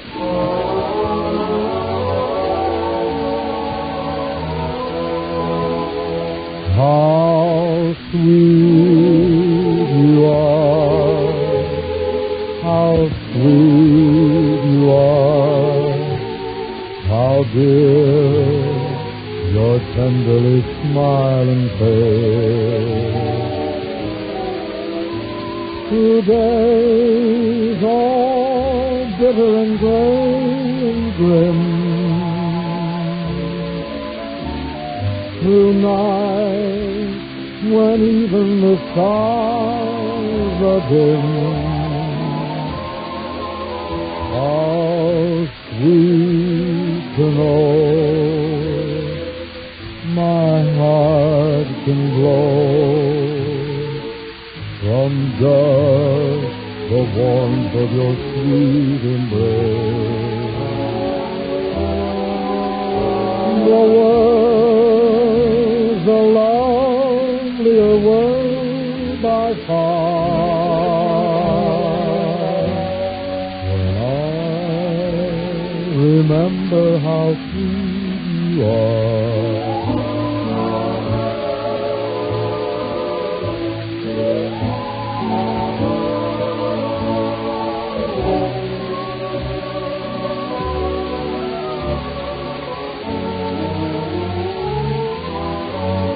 The world's a lonelier world by far when I remember how sweet you are.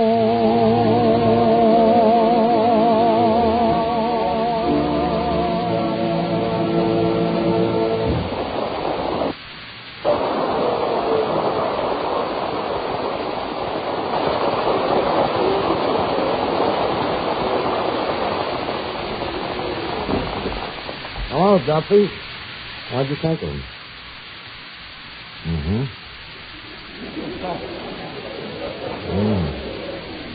You'd rather have a silent partner.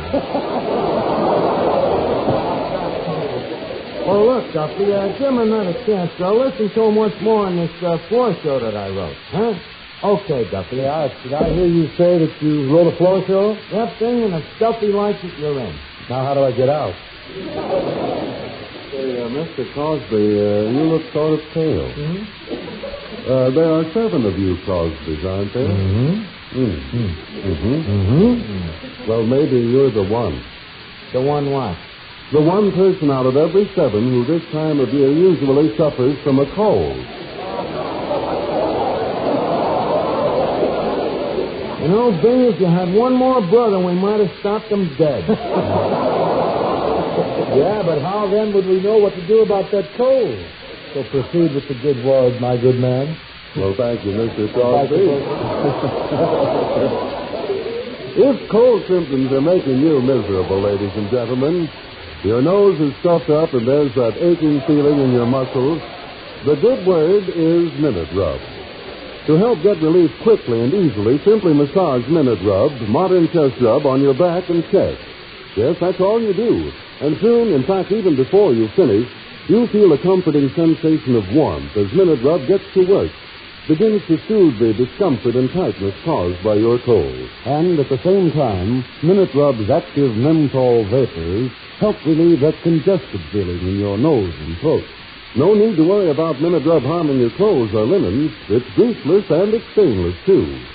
So get after your cold symptoms with this nationally famous chest rub that takes only a minute to use, that helps bring such quick relief. Minute Rub, M-I-N-I-T-R-U-B. Minute Rub.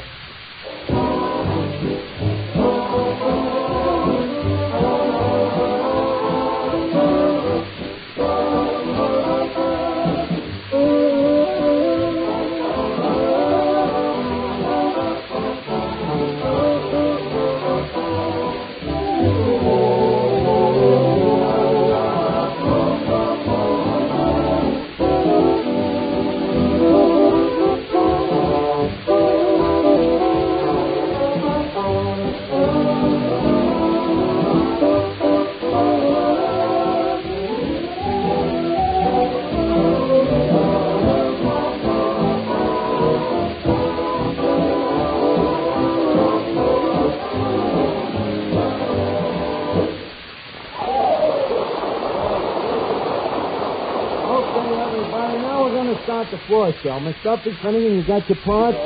I just can't go through with it. Why not, then? Well, I've read your script, and I don't like to be prejudiced. This ain't no tragedy. Nobody's going to get killed. You can have 8 to 5. Look, then, don't worry about it. Now, let's go. Ready, everybody? Music, please.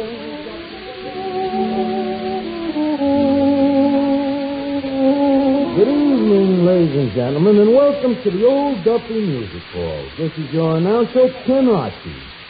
And we now present yours truly, Bing, Call Up the Glue Factory Forces.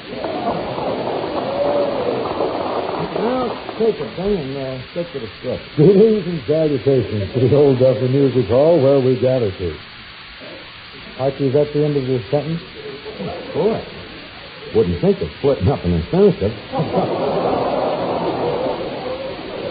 Continue. Now that the Yuletide of Christmas is behooving upon us in 3 more semesters, and wherefore which in this Christmas purchasing season of gifts from one fellow man to another, leave us be mindful in our Xmas shopping of the immoral words of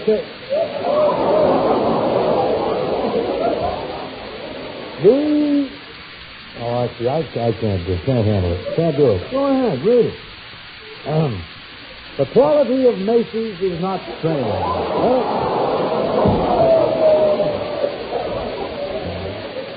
It's a play on words. Come on.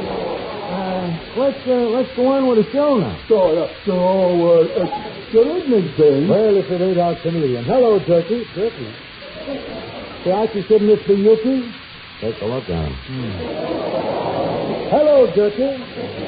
Why were you riding in the park yesterday? Tired travel. Because it was a female horse.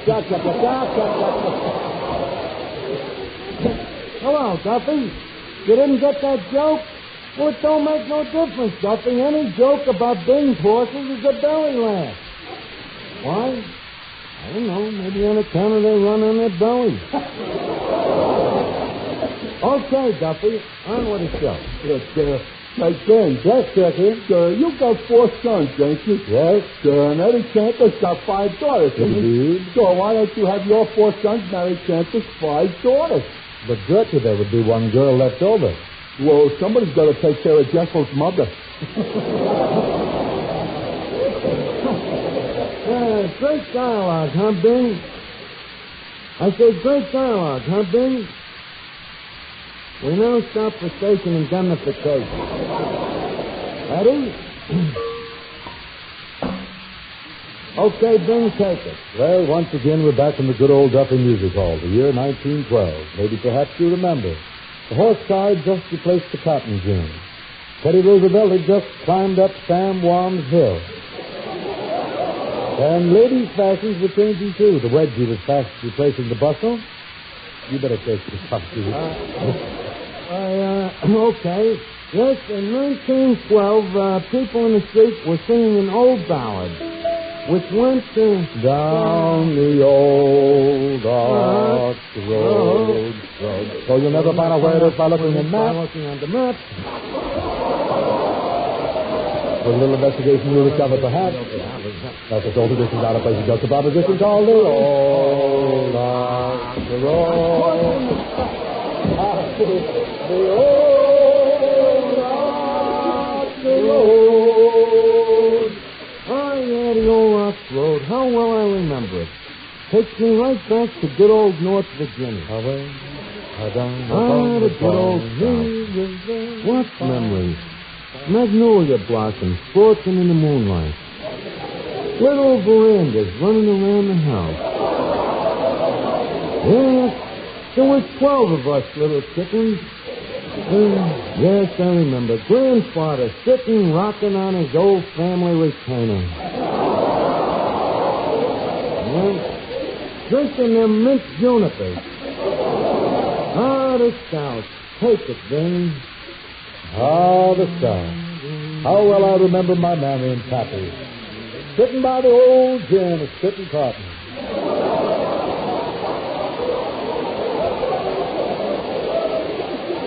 Ben, That's spinning cotton.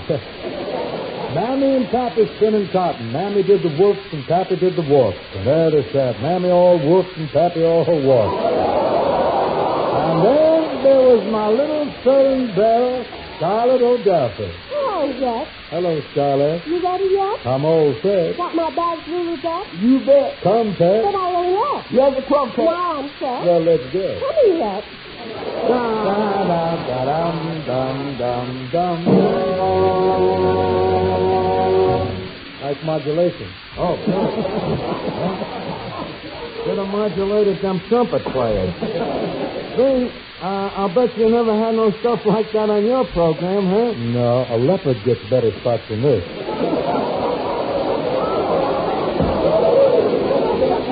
When does this thing finish? You're coming to your finish now. You ain't just whacking your rack either, Jack.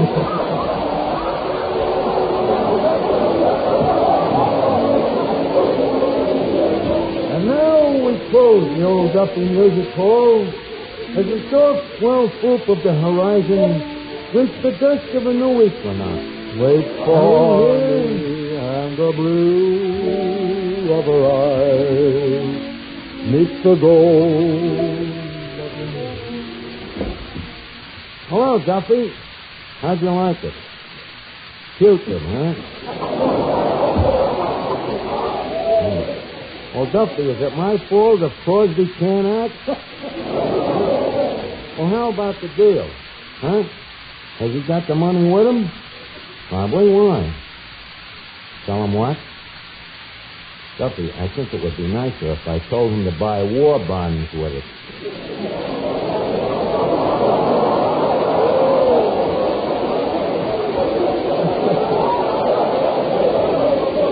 Okay, I'll handle it. Hold the phone.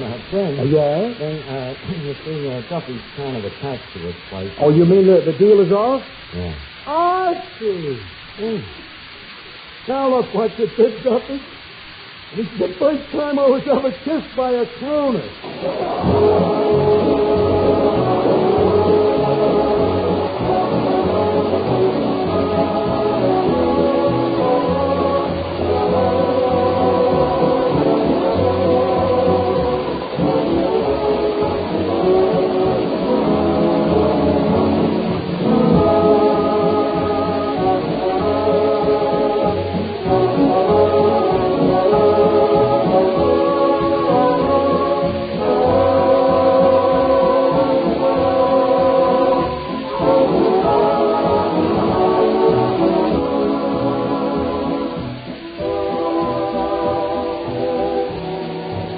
Folks, it's about time to leave Duffy's for the evening, but before we go, we want you to know that Bing Crosby is soon to be seen in the Paramount picture Going My Way.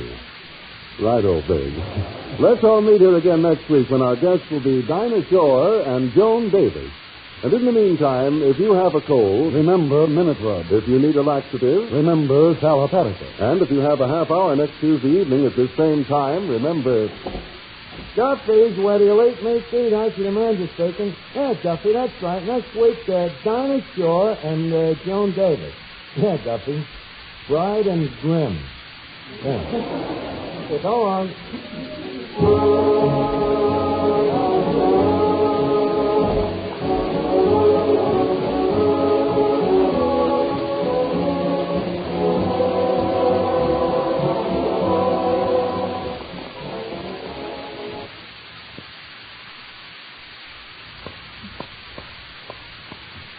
Mothers, 1 minute doesn't seem like much, does it? And yet, well, if your child is suffering from miserable cold symptoms, you can help a lot in just 1 minute. For that's all it takes to massage Minute Rub, modern chest rub, on your youngster's back and chest. Then Minute Rub goes to work to help bring soothing relief from your boy or girl's cold discomfort. And remember, Minute Rub's vapors will also help relieve that stuffed-up feeling in nose and throat. Minute Rub is beefless, stainless. Get after your child's cold symptoms with this famous modern chest rub, Minute Rub. M-I-N-I-T-R-U-B. Minute Rub. This is the Blue Network.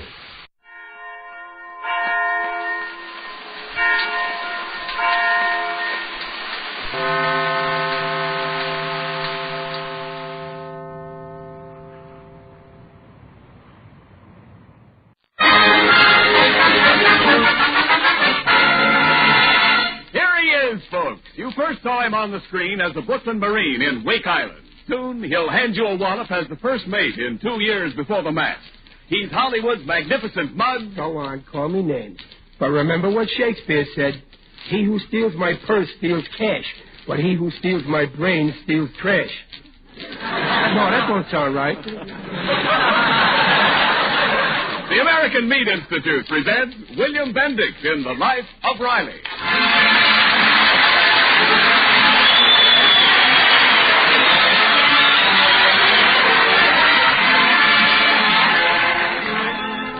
The meat people of America, providing a great food for a great nation.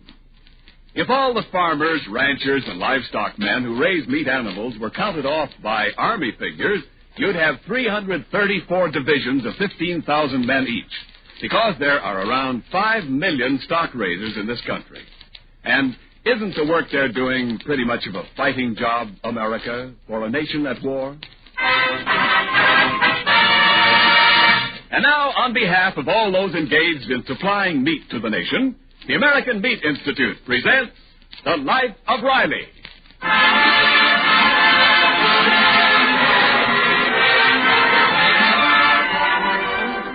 The lunch hour whistle has just blown in the Los Angeles aircraft plant where Riley works, thus affording Riley the opportunity of indulging in 2 of his favorite pastimes, eating and talking. We find him now doing just that in the company of his 2 co-workers, Jim Gillis and Echo Wallaby. Yes, sir, Riley, I'm a lucky father. That's what Gillis is, a lucky father. I'm a lucky father, too. Pass the salt, Riley. Yes, sir. Father don't get no greater pleasure than to have a talented son. Yeah, a son with talent. I got a talented son. Pass the pepper, Riley. Now, you take my boy Egbert. When that kid sits down at the piano to play, mighty. Well, now you take my boy Junior. He can take a baseball and throw it. You should have heard Egbert last night. The way he knocked off that Moonlight Sonata, mighty. Well, my boy Junior can take a ball seat and throw it. Believe me, Echo, I'm not bragging. But my boy sat on that piano stool just like Josie Iturby. Yeah, Josie Iturby. Well, my boy Junior can take a ball and throw it. Do me a favor, Riley. Take that ball and throw it already. Yeah, throw it already. Believe me, I know how to bring up my boy, Riley. When he's invited out to a party, one thing he ain't gonna be no wallflower. He sits down and knocks off a couple of sympathies. But what did your Junior do? Start pitching curves in the parlor? Of course, if you don't want to take no interest in the boy... Now, wait a minute, Gillis. Who says I don't take an interest in my boy? Don't I feed him? Don't I dress him? Ain't I always correct on his grammar?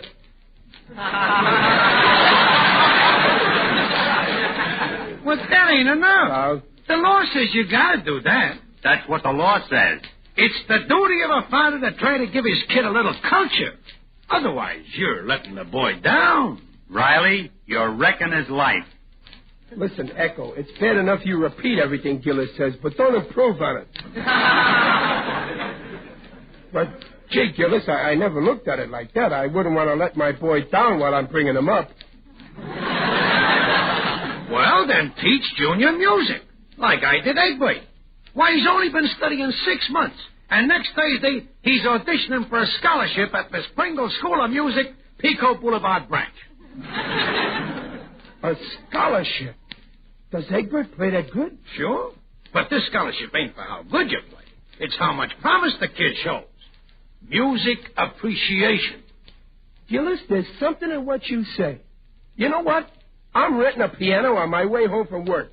And when my boy Junior goes out to a party, believe me, he ain't gonna be no wallpaper.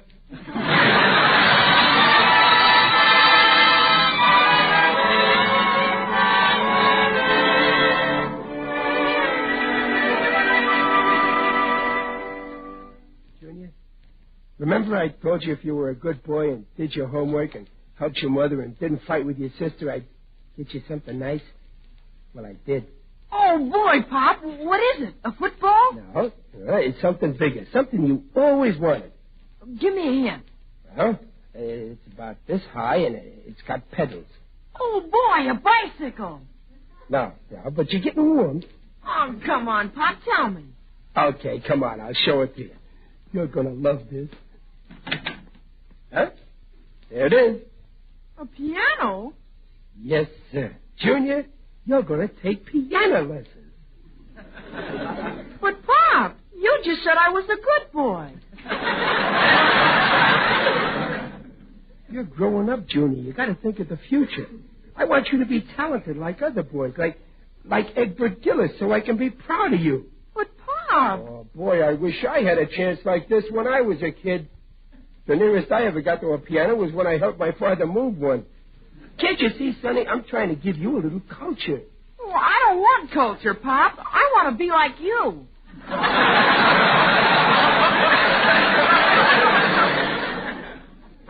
Anyway, what good is music? What good is music? Well, Junior, music makes everybody happy. The one who plays it, the one that listens to it.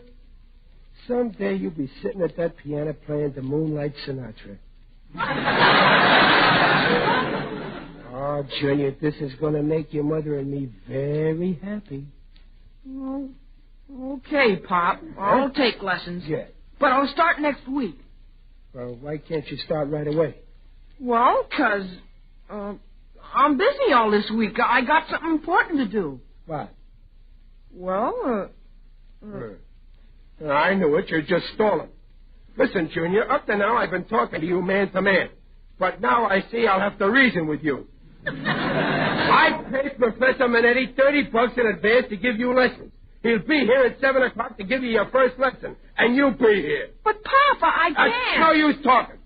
You might as well learn the truth of an old saying. You can't put off until tomorrow what your father makes you do today.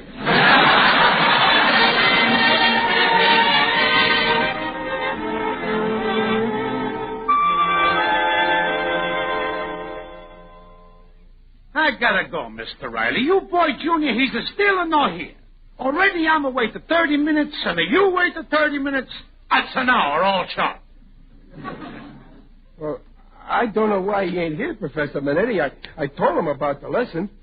Maybe he'll be here soon. Couldn't you wait? No, I got a schedule. I can't wait too long. It's too bad. I'm so sorry you gotta lose the money for this first lesson. Yeah, I can see you're sorry. I wouldn't like to lose that money. But look, Professor, is the first lesson hard? No, it's so easy any dope could learn. Okay, then you teach it to me. And then I'll teach it to Junior, and that way he can start off next week with lesson 2 without losing no time. Huh? Oh, I see. You're going to be the middleman, huh? See, I'm a teacher. All right. Let us commence from the commencement. First, tell me, what do you know about the piano? Well, this here is called the stool, and to make it higher, you turn it to the right or left. I'm a see. That's the answer to my question. You don't know nothing. Well, I wouldn't say that. I play the harmonica, and I guess it's the same principle as the piano, only a piano's too heavy to pick up and put in your mouth. Oh, man, Jimmy, what I gotta go through to make a little spaghetti. Go ahead, the pigeon, and sit on a stool. Okay. Now listen and no talk. No. I'm going to play notes and tell you the names. Uh-huh. C, D, E, F, G, A, B, C. You catch? Well, sure, but I got a good memory. You can go all the way up to Z.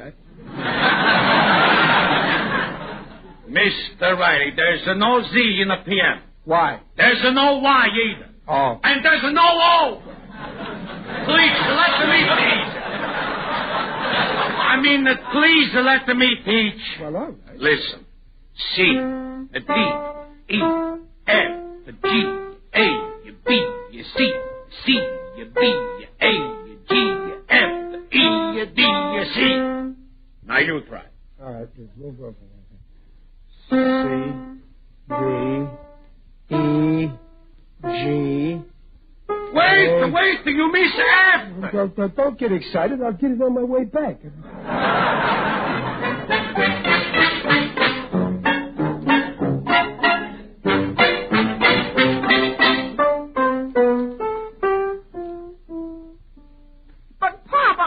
can't learn to play the piano. It's too hard. Every instrument is hard in the beginning, Junior. When I first started on the riveting machine, I was all thumbs. Now, I'll show you how to do the scale, and then you try, huh? C, D, E, F, G, A, you see? Now you try it.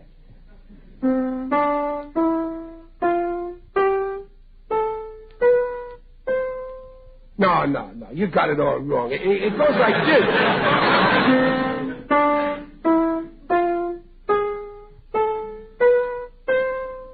It's no use, Pop. I'll never be able to play. Don't talk like that, Junior. Remember, O'Reilly never says die until he's been dead 6 months.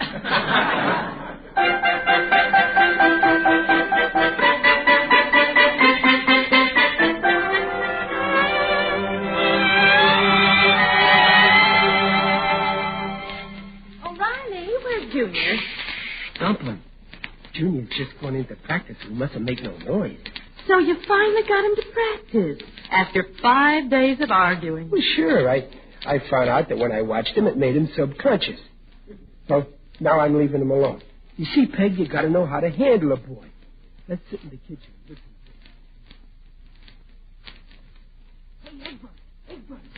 Hey, Egbert Gillis. Here I am, Junior. I'm in the window. What's up, Junior?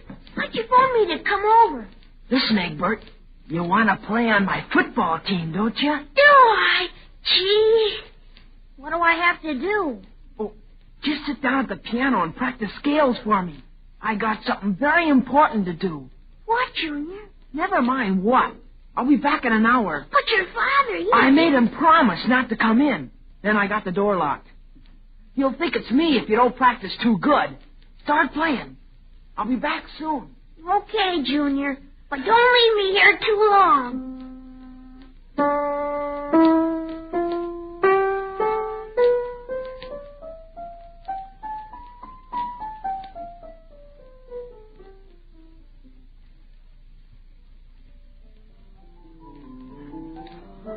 Riley, listen to that. Can that really be Junior? Sure. Peg, I'm frightened. Listen to them scales. And he only had one lesson, which I gave him. Oh. I can hardly believe my ears. Let's go and take a peek at it. No. We'll spoil the mood. Listen to that boy play. And he's only using 2 hands.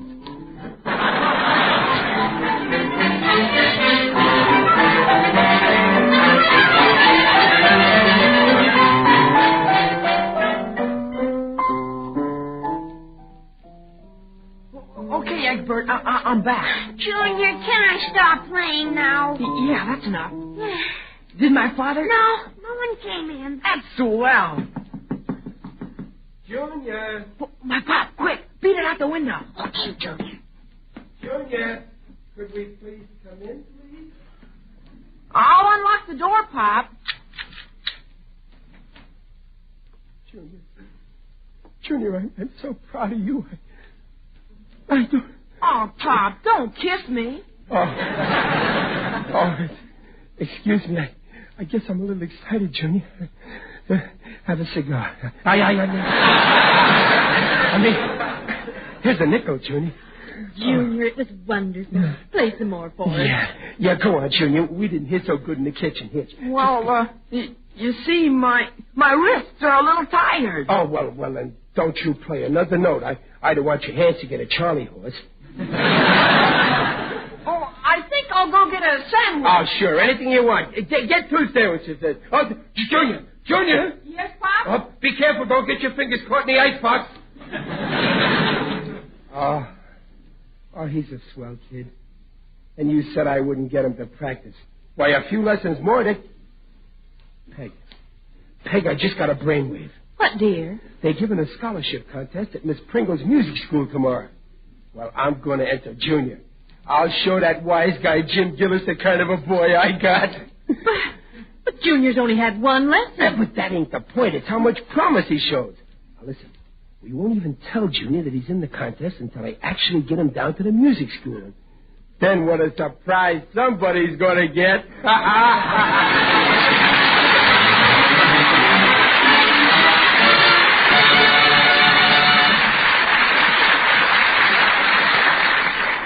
it will be Riley instead of Junior who gets the surprise when he hears Junior play in the piano contest. Until we find out in a minute, this is Ken Niles with an honest answer to a pressing question: what meat will I serve for dinner tomorrow night, or any night? Well, let me submit something I personally can take with a smile any night of the week. Stew. Meat stew. Stew based on beef, veal, mutton, or leftover pork. Stew with vegetables. Stew with dumplings, Irish stew, and mulligan stew. Stew that bubbles and sings on the stove and makes a man sing at the table. You know, the two beauties of stew are, one, no matter how scarce a steak or roast, your meat man usually has beef for stewing. Two, you can make a stew with ease, with whatever vegetables, new or left over, you happen to have handy. Just start your stew early enough in the afternoon so it has plenty of time to rise to the heights of tenderness and warm, friendly flavor. Steaming as you take it from the kettle, bright, cheerful. But wait, all in favor of stew, boys? And remember, the meat of stew furnishes those same high-quality proteins that make meat a yardstick of protein foods. Why? Because meat measures up to every protein need. And now back to The Life of Riley with William Bendix as Riley.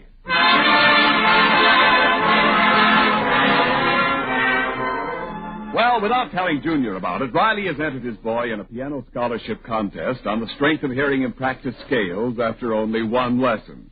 Actually, it was Egbert Gillis, Junior's friend, who did the practicing by secret arrangement with Junior. And Riley is blissfully unaware that Junior doesn't know one note from another. At the moment, Riley is luring Junior to the music school, and Junior is very suspicious. But, Pop, why are we going into this music school? You said you were taking me to a dentist. Oh, well, yeah, I said I was taking you to a dentist so you wouldn't get nervous. But, Pop... Now, don't you worry, Sonny. Now, this ain't going to hurt a bit. Come on in. Oh, look, there's Jim Gillis. Hey, Gillis. Shh, no noise, Riley, please. That's Egbert playing on every scholarship. Didn't know. Oh, he's finished. Did you ever hear playing like that, huh? Well, it's passable, slightly passable. Father, I made it. I got a scholarship. Oh, that's fine, Egbert. I knew you'd make it. Congratulations, Egbert. Congratulations, Gillis. But you ain't the only one who's got a talented offspring springing off him. Riley, are you starting with that baseball again? No, I'm talking about piano playing. Egbert ain't the only one that can win scholarships. I'm entering Junior. Me, Pop? Me? Well, sure, Junior. My boy's only had one lesson, but I bet you even your Egbert can't play scales like he does. No, Pop, listen. Gillis, if I were the bragging type, I'd probably say that with a few more lessons, Junior will make Egbert look like a bush leaguer. You don't say. Bob, please, listen. I can't play a note. Junior, you just go in there and play them scales the way you did at home. Go on. But, Bob, it wasn't me. You heard it. It was Egbert. And remember, I'm rooting for you. Egbert! Egbert, is this true? Well, I didn't mean any harm, Papa. Junior made me play for him. And Shut up, I Egbert. And thanks. Well, don't take it so hard, Riley. After all, Junior can always play baseball. Yeah. Come on, Junior.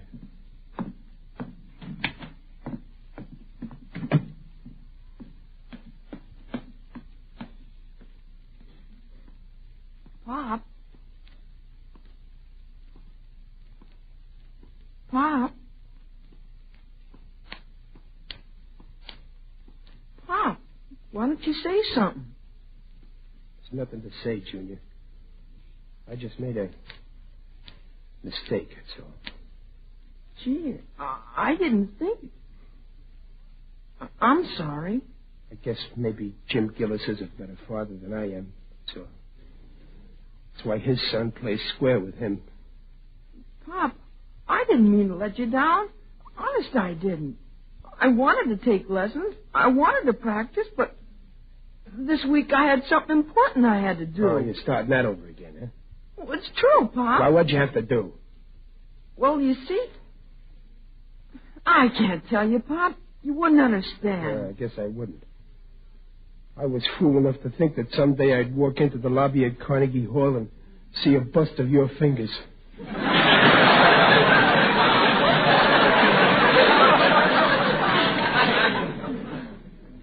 Well, I'm sorry, Pop.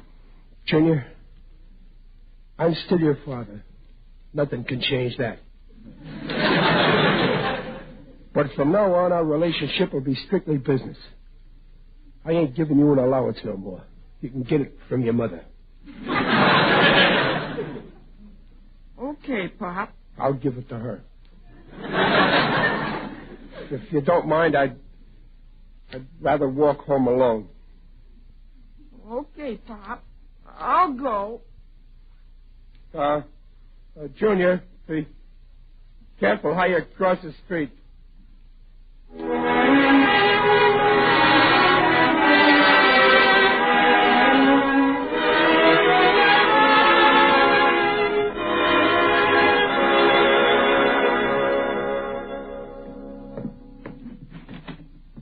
that you, Riley? Yeah, Peg, it's me. Well, dear, how'd everything... Oh, what happened, Riley? You don't look very well. Don't let that fool you. I feel terrible. Oh, where's Junior? Something go wrong at the music school? Peg, it was awful. A complete Nabisco. Fiasco, dear. Junior disgraced us. Peg, remember that night that Junior played so nice on the piano? Yes? Well, the reason he played so nice was he wasn't playing.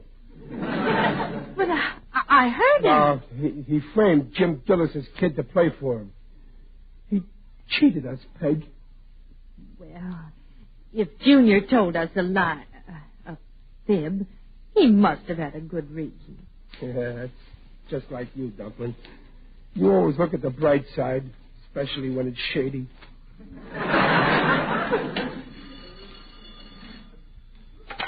Hello. Hello, Riley. This is Gillis. Oh, that Gillis probably wants to crow some more about that goon he's racing. I'll get rid of him. Hello, Gillis. Look, I can't talk to you now. I'm sitting in the bathtub. Oh, in the bathtub, huh? I happen to know your telephone is in the living room. I mean... Listen, Riley, in case you're still mad at that Junior of yours, I've got a little dope. Yeah, but at least your dope can play piano.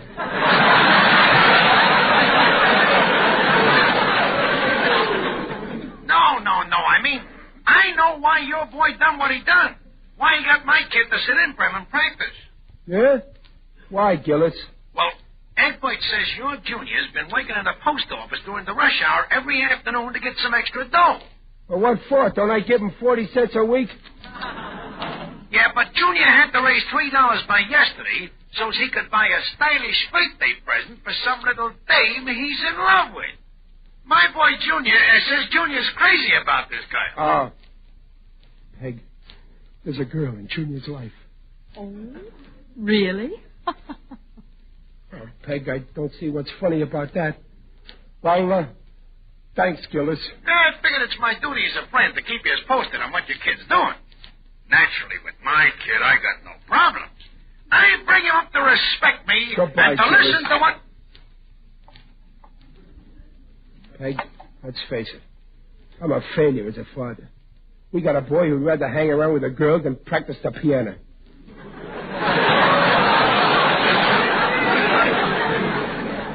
A black sheep, huh, Riley?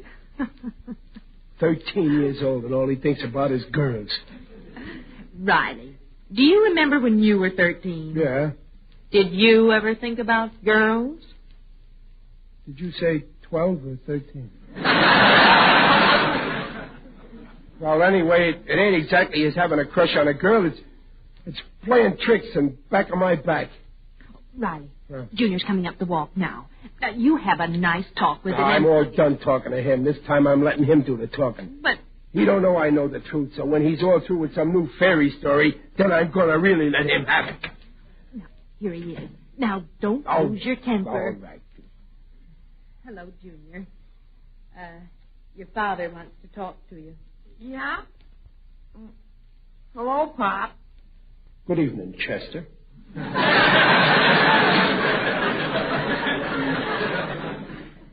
Pop, I've been thinking it over. I think I ought to tell you why I played such a dirty trick. Mm-hmm. No doubt you had some very good reason, no doubt. Well, no, sir. Well, what was the how's that? Well, this girl, she's a girl a lot of guys like, and I did too. And yesterday was her birthday. So I figured I'd make a hit with her if I gave her something big, like a big box of chocolates. It was £5 and cost $3. I've been skipping practice to raise the money.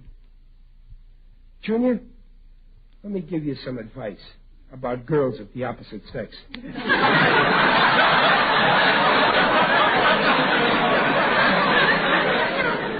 Junior, you can't buy love. When I was courting your mother, did I have to give her candy or perfume or expensive jewelry? No, I just gave her me. That was enough.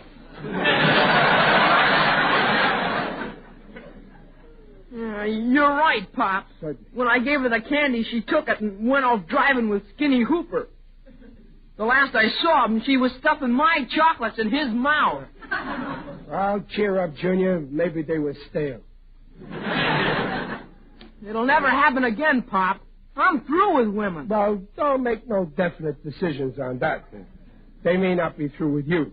But anyway, Junior, I'm proud of you for leveling with me.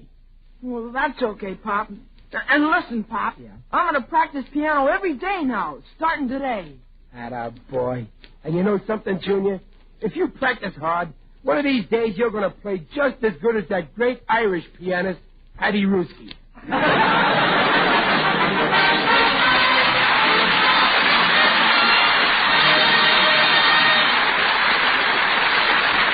The Rileys will be back in just a moment. If you've ever had breakfast on the farm, you'd likely remember a big platter of crisp fried salt pork and a big bowl of rich cream gravy flecked here and there with crisp brown bits from the frying pan. Well, how about it, folks? You know, these good breakfast meats like salt pork and pork sausage, ham and bacon are more than good eating. They're a good start toward doing the day's job because they're so full of food energy. And like all meat, the lean bits are rich in proteins. Proteins of high quality, the right kind of proteins to build and maintain body tissues. Yes, meat is a yardstick of protein foods because meat measures up to every protein need. And please remember, the nutritional statements just made about meat are accepted by the Council on Foods and Nutrition of the American Medical Association.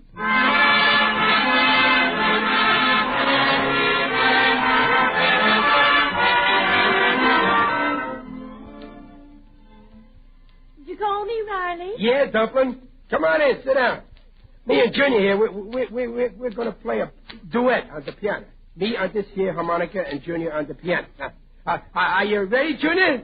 Okay, Pop. All right. Home sweet home. Let her go.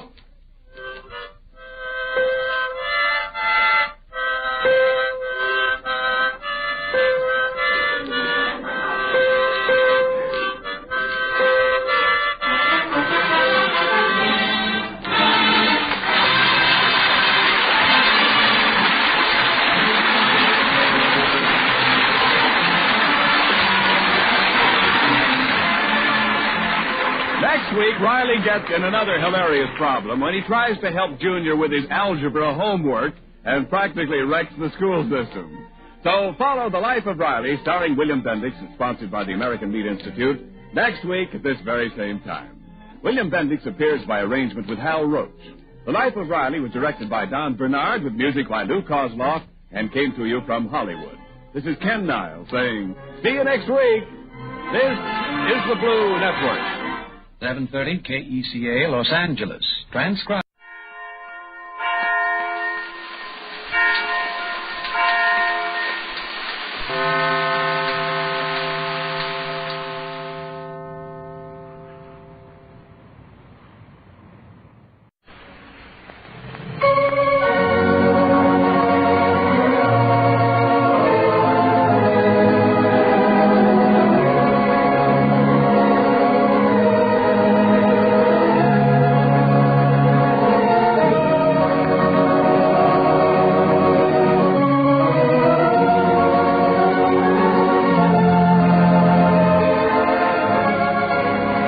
The makers of Postum, the favorite mealtime drink in 3 million American homes, present your favorite radio friend, Lum and Abner.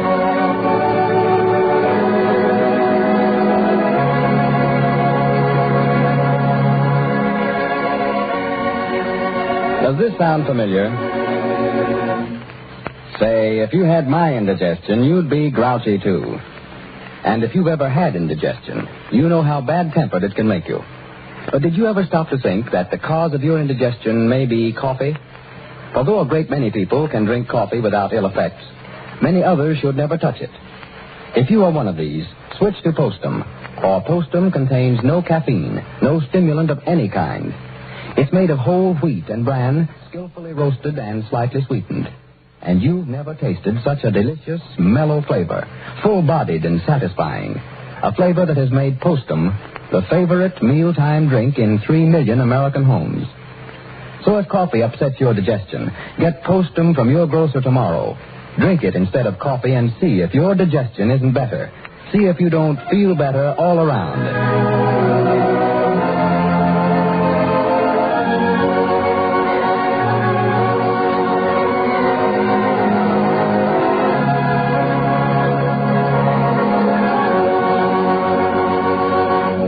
And now let's see what's going on down in Pine Ridge. Production on the first picture of the Pine Ridge Motion Picture Company is being temporarily postponed until the scenes already taken have been developed and shown. In the meantime, Squire Skimp has leased the oil rights on Abner's property, and excitement is running high as to the possibilities of striking oil in Pine Ridge. Even Lum and Abner have purchased an interest in the well. As we look in on the little community today, Lum has gone to the county seat, and we find Abner alone at the Jot 'em Down store. Cedric Wehunt is just entering. Listen. Oh? Anybody here? Huh? Oh, howdy, Mr. Abner. Never seen you. What you doing, hiding? Oh, no, I just straightened out under the counter here, Cedric. I just run onto a whole case of tomatoes and never knowed we had. Been telling everybody we was out of them for 2 weeks. Whereabouts is Mr. Lum at? He went into the county seat this morning. Anything I can do for you? Oh, no, Mom, I reckon not. I just wanted to find out if we was going to take any moving pictures today. Well, no, not today, I guess, Cedric. We got them films back, that first batch of pictures we taken, and never had no machine to show them with, so Lum made arrangements with the picture show man in there at the county seat to show them in there and on his outfit this morning before the show starts. Yes, Mom. Wish I'd have noted. I'd love to went in with him. I just been busting to see how I looked in them. Well, you weren't in none of them, Cedric. That was just Lum and Hortense and Sister Simpson. Yes, Mom, I was, too. They never noted, but I was. Slipped in through the dining room door there and stood behind them and made some funny faces. Oh, I bet Lum be spliced to death when he sees that. That's when he was down on his knees in front of Hortense Brogan proposing to her. Yeah, well, I was running the Camry then. I never noticed you back there, though. Oh, hope it comes out all right. Yeah, well, you'll get to see it. I think he's aiming on renting a machine of some kind while he's in there today, and he's going to have a premiere, I believe he called it, over at his house tonight of what we've took so far. 200 feet, I think it is. Oh, good. I'll sure be there. Well, if we ain't going to work today, I think I'll go over to Hep Snake Hogan Butcher.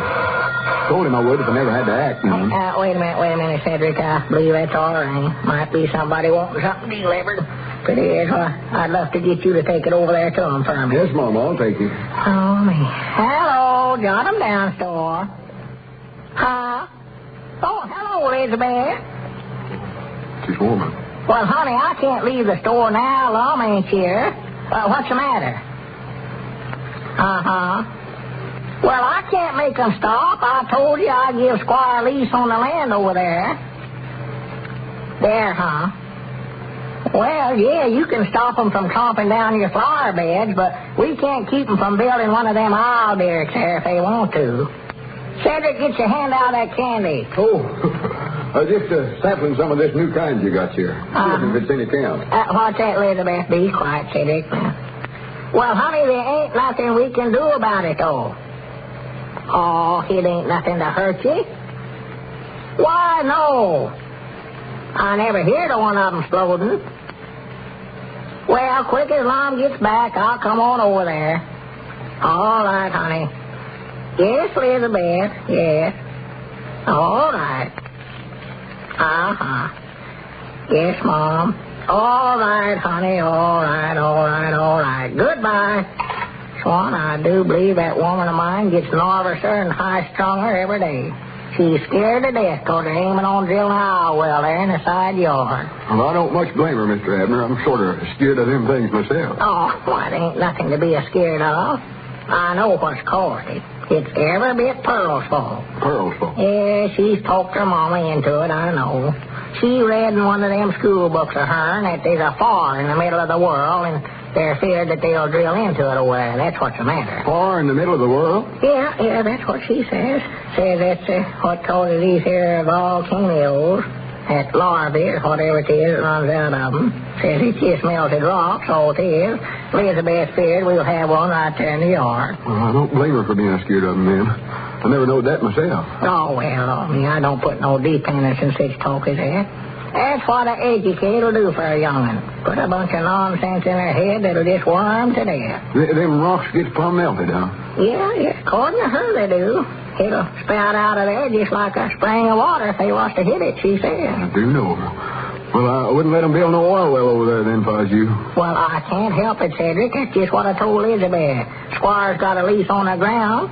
And besides, me and Lum bought an interest in it. I want them to get some oil over there if they can. Yeah, but what if they hit one of them volcanoes and them things ain't worth nothing, are they? Well, no, not that I know of. Like I say, I don't put no dependence in that stuff. But far being down there in the middle of the world, no way. How do they know it is? Nobody ain't never been down there, have they? I don't know, but I ain't going to try it. I know that. Yeah, somebody just wanting something to write about. Sounds like one of Lum's ideas. Well, sir, the world's an awful curious thing when a fellow just sits down just studying about it, ain't it? Yes, it is. Yes. There's some things I just don't understand about it. For instance, now, what holds it up? Mom? According to the geographies, and what old folks said, it's just sitting right out there in the sky. Ain't nothing holding it up.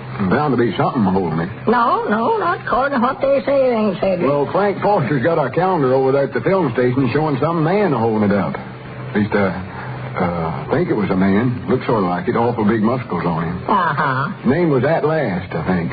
Oh, yeah, I've seen that. No, I don't believe it. No one man could do it by himself. And if he's holding it up, what's he standing on? Why, stand on the... That's right, ain't it? Yeah, just more likely one of them trick pictures is what it is. Just stood on his head and then had that... Stood on his head? With his feet? Oh, no, not, of course not. Not his own head, Cedric. I mean, well, like when you go to turn a somersault. You know how you sort of brace yourself with your hands and put your head against the ground? Oh, yes, Mom. When you said stood on his head, I thought you meant nothing. Yeah, I know. But what I mean, though, now how they took that picture. He more likely stood on his head and had the picture made and then turned it upside down and just made it look like he was holding the world up. Mom, he could have did that. Sure. Except he was standing on something, though, I think. Yeah, well, of course, he could have laid a board across his feet while they were stuck up there in the air and make it look like he's standing on something. I'll go over there and look at it again. Tell Frank Foster we figured it out. Well, I don't know if that's what it is, Cedric, but I know there's bound to be something wrong. In the first place, if a body could lift it, he couldn't hold it. Pearl says it's a-turning all the time. Feller couldn't hold it in his hand. It's a-turning that way. The world's turning, you say? Oh, yeah, that's give up to be so. That's what makes night and day, Cedric. Turning that way, huh? Yeah, I've had it explained to me time and again. I used to argue that the world was flat till Professor Webster boarded at our place when he was teaching school here a few years ago. I recollect him. Well, sir, now there's a fella that had more book learning than every one man I ever seen, and had lots of good sense left along with it.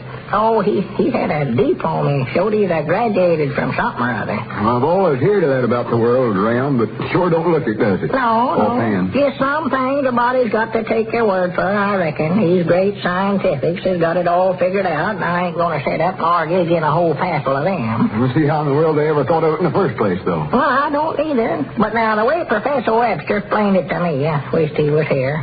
Anyway, hand me one of them apples out of the barrel there, Cedric. Can I have one, too? I ain't going to eat it. I just want to show you how the world works. It works. Now, see, it's a setting right here, say. Of course, ain't nothing holding it up, actual, but just make out like my hand ain't there. And now the sun's right about here.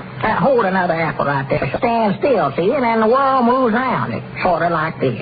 Now, that's what makes the summer the wintertime. Gets down here like it's cold. Well, how does it make it night and day, though? Oh, well, I forgot. See, it's turning all the time around this way. And, well, we say right here.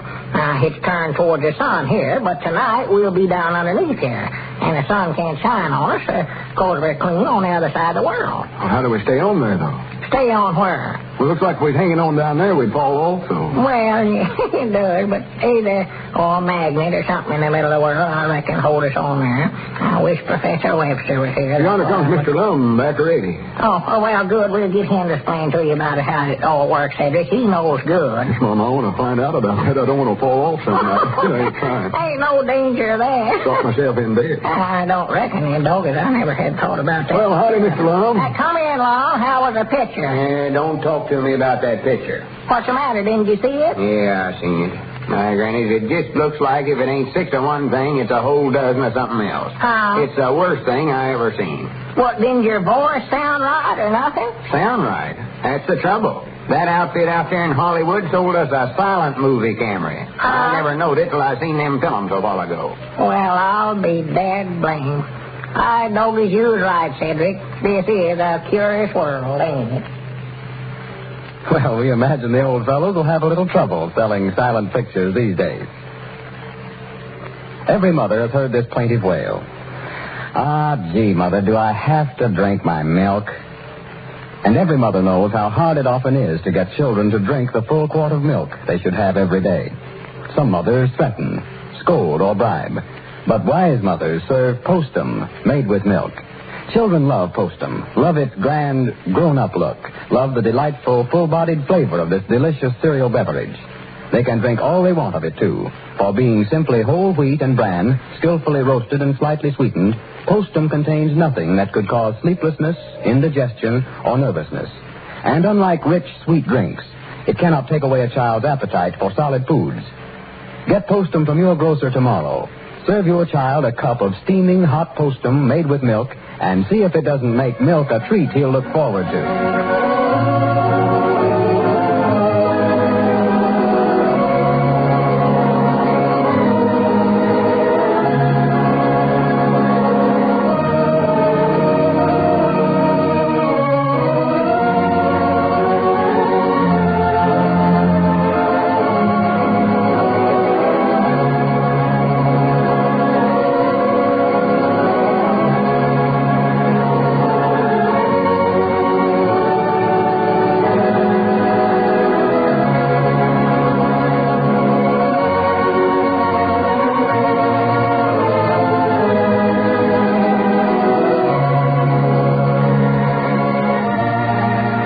Postum presents Lum and Abner each Monday, Wednesday, and Friday evening at this same time. Lou Crosby speaking. Good evening. This is the Columbia Broadcasting System.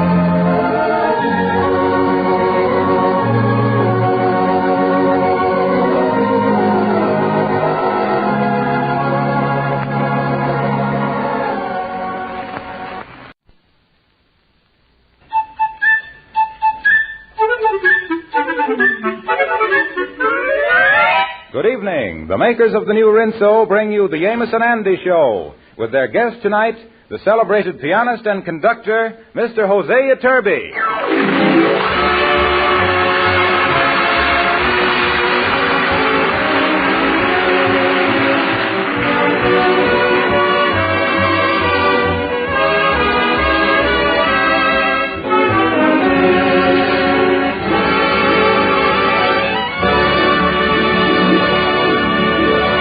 Today is a red-letter day in the life of Andrew H. Brown. He has started on something that he believes is at last worthwhile. In fact, he has just graduated from a correspondence school for piano playing.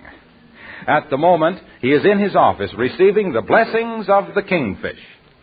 Put it there, Brother Andy, put it there. I want to congratulate you on graduating from the Correspondence School of Music. Oh, yeah. Look at that diploma I got here with all the ribbons and sealing wax on it. Oh, yeah, that looks great. Yeah, of course you know, Kingfish, you would see in this diploma at its worst. Mm-hmm. I'm going to get me a frame for it. One with an open corner, too, so the ribbon can hang down. You know, I'm really proud of you, Brother Andy. Put it there again. Gee, I'm glad you got it already. Yes, sir, yes, sir. And you know, this is all a great thing you got. You know, it must be great to know everything there is about piano playing. Kingfish, I really worked hard on that course. Mm-hmm. I studied all them lessons till I knows them all by heart. Oh, you did, huh? Yeah. Now I can hardly wait to get a piano so I can try it all out. Excuse me, I don't want to appear full of ignorance or nothing like that, but my ear been acting funny on me lately here. You know, I hear anything.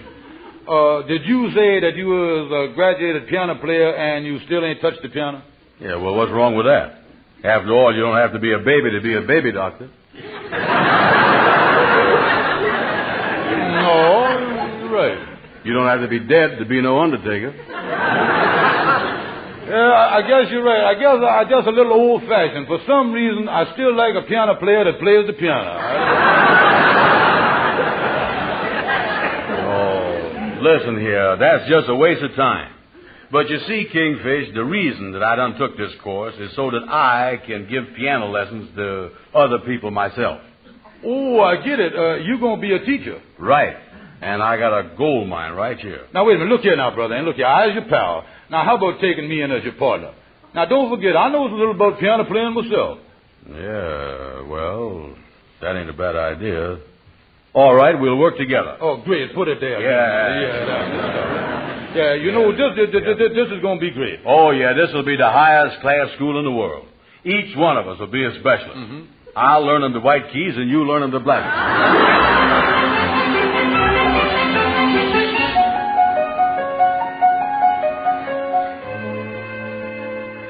Well, frankly, boys, I just wouldn't be interested in taking any piano lessons. Well, Henry, you're making a big mistake. You is passing up one of the greatest things that life has got to offer. Ain't it, Kingfish? Oh, sure you is, Henry. Wouldn't you like to be able to sit down at the piano and play Rachmaninoff's Sympathy in D major? Well, I am sure, Kingfish, that if I did pick up the piano, it would be Mrs. Van Porter's desire as well as mine to play nothing but the classics. Classics? What's that? You know, Brother Andy, them is the pieces that when you play them, you never knows when they're over till the piano player gets up off the stool. Oh, yeah, that kind of stuff, huh? You see, in the circle that me and my wife travels in, we all leans to Beethoven, Schubert, and Bach. Yeah, well, I is new in the business, but I guarantee you that I'll give you lessons cheaper than them fellas.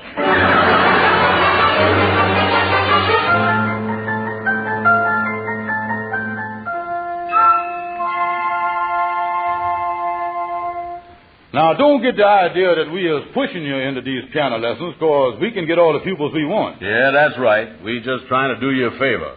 You go out visiting a lot. Wouldn't you like to be the life of the party? Yeah, I sure would, yeah. And you is going to be a success, Lightning, because I can tell one thing, and it's important and necessary. What is that, Miss Andy? Lightning, let me look at you. Yeah. I can see that you has got great talent. How much do the lessons cost? $8 for the whole course. All right, Miss Andy, I'll start tomorrow. I tell you what, I'll pay you with that $10 IOU of yours that I was holding, and you can give me $2 change. Come to think of it, Lightning, you ain't got as much talent as I thought you had.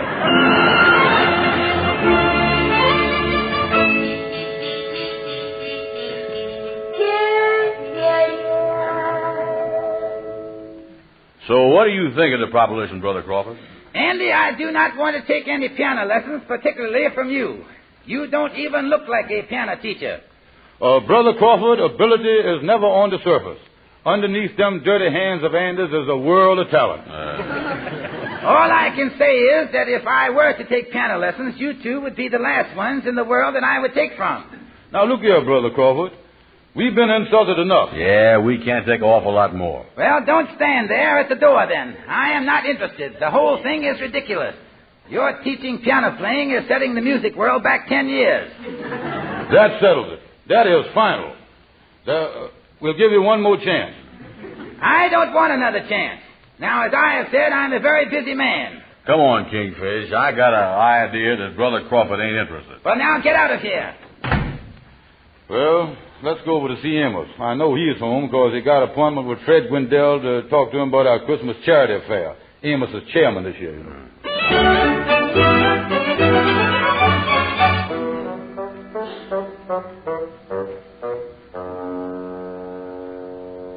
I know you as chairman of the affair, Amos, and I want to tell you that my newspaper will be right behind you.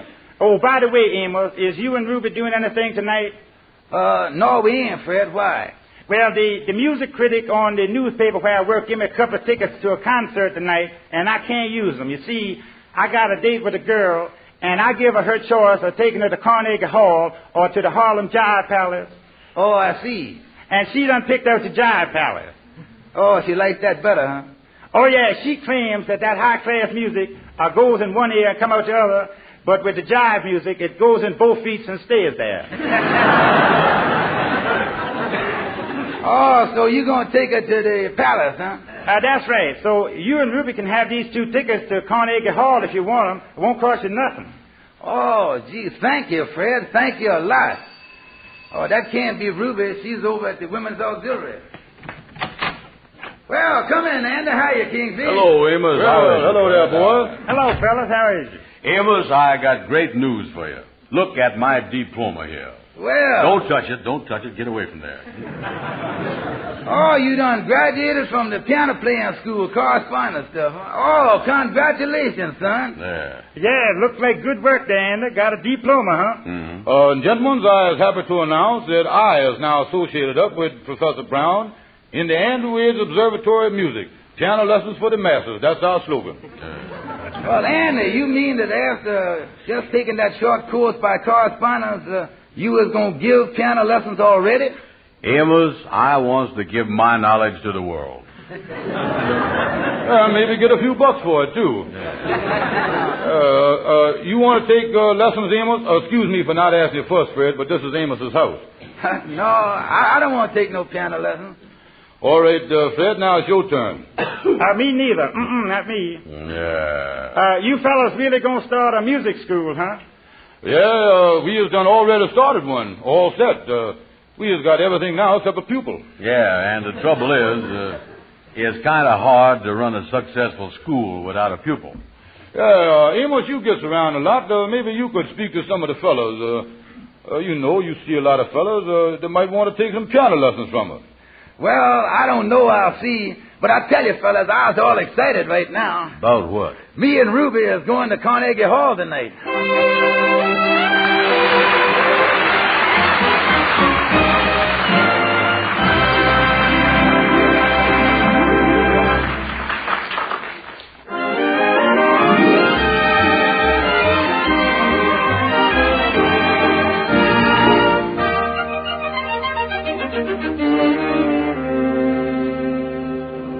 We go now to Carnegie Hall. Amos and Ruby are seated in the audience. One of the world's outstanding pianists, Mr. Hosea Turby, has just concluded the last selection before intermission. But the applause and cheers force him to do a short encore. He's returning to the piano.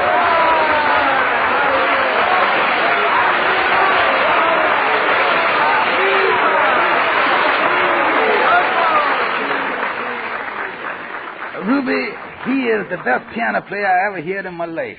This is wonderful. I'll always remember this night. He's going to play again. Listen.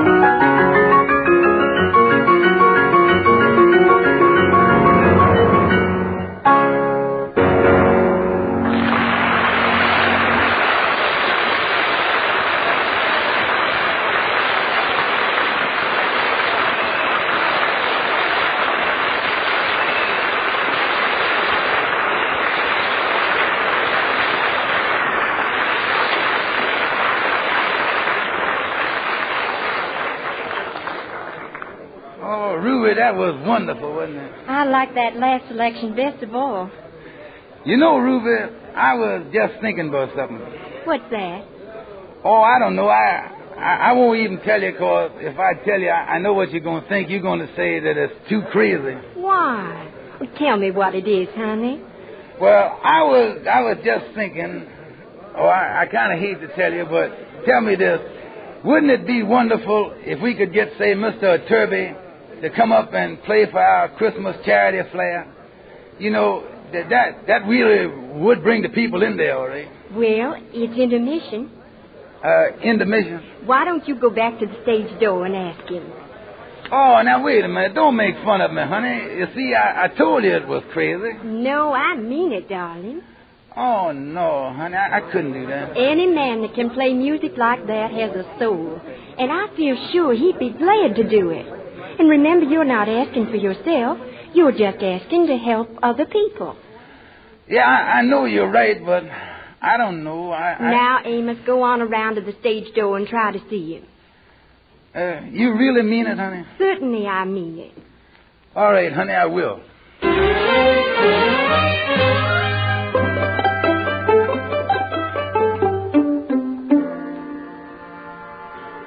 Well, I'm sorry. Mr. Turby always uses these few minutes for resting in his dressing room. Yeah, sir. I just wanted to see him for a second or two. Well, besides that, he'll be going back on the stage very shortly now. Yeah, sir. Well, the only thing, mister, is it's kind of important if I could just see him to say, ain't that Mr. Turby there now coming out of his dressing room? Yeah, that's him. Well, I'll see what I can do. Oh, Mr. Turby. Excuse me, sir. This young man here would like to speak to you for a second. Have you got the time? Well, I'm about to go on the stage. What is it you want, please? Yes, I know you're in a hurry, and I'll tell you as quick as I can, mister. Mr. Turby, we is having a charity affair up at our large hall in Harlem before the Christmas holidays so that we can raise some money to take care of the poor families. And, well, I was just wondering if you would consider coming up there and playing for us. I know if you would, why, we could get a lot of people to come in and raise a lot of money for charity. I see. What is the place? It's up in Harlem. It's a large hall called the Mystic Knights of the Sea. Well, I'll tell you, I'm in a great hurry now, but it so happens that tomorrow I'm passing through Harlem. If you will leave your name and address with the doorman, I will drop in and see you around 3 o'clock, and we can discuss the whole matter then. Oh, thank you, Mr. Turby. Thank you a lot.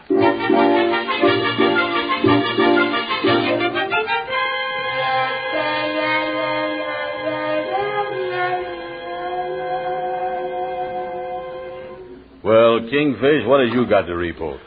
Brother Ender, I done walked my feet off again today and still no luck. I never would have believed that there are so many people in the world that didn't want to play the piano. Yeah, well, I ain't had no luck neither. Mm-hmm. Not even after I put on my flowing bow tie. If that didn't prove to him that I was a piano teacher, I don't know what to do. Yeah, I know, Ender. I had my glasses on with the long black ribbon hanging down the side, you know. Didn't mean a thing. The thing that give me courage, though, Kingfish, is this diploma I got here. Ain't that pretty? Look at that ribbon on there. Yeah, you ought to get that frame right away before that ribbon gets dirty and starts to frazzle out on you there. You know, Anna, the main thing in any observatory of music is to keep the diploma neat. Oh, a diploma's everything, you know. Oh, sure. Maybe I ought to get it insured. Yeah. Now, don't let's get down in the dumps. You know, I feel in my bones that this thing is going to be a success. Come on, Andy, let's go over to the large hall in the room that we is going to use for teaching and kind of fix it up. Bring your diploma with you. Yeah, that sure would make a good room for a studio, all right. I hope the members will let us use it. Yeah, and I know just where we'll put the piano to learn the pupils on. If we get the piano. If we gets the pupil. If we gets the room. We sure loaded with ifs, ain't we?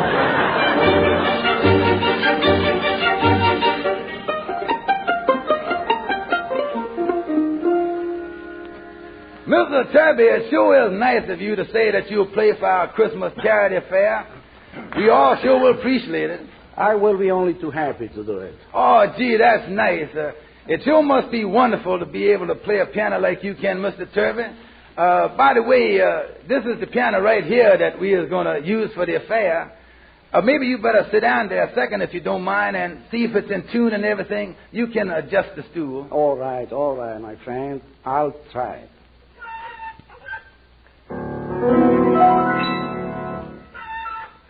How is it, Mr. Turvey?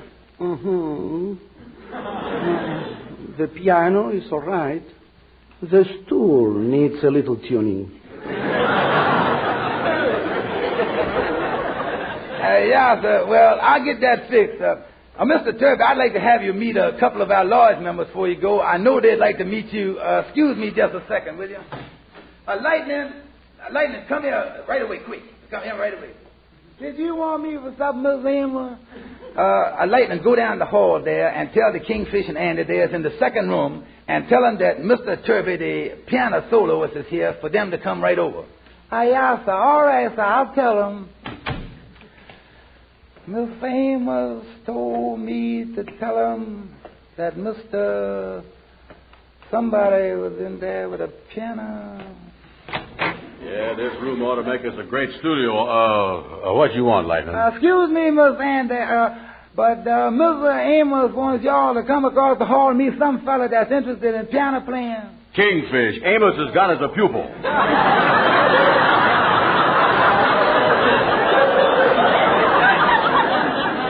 Oh, Brother Andy, this is great. We ought to soak him double for the honor of being our first pupil.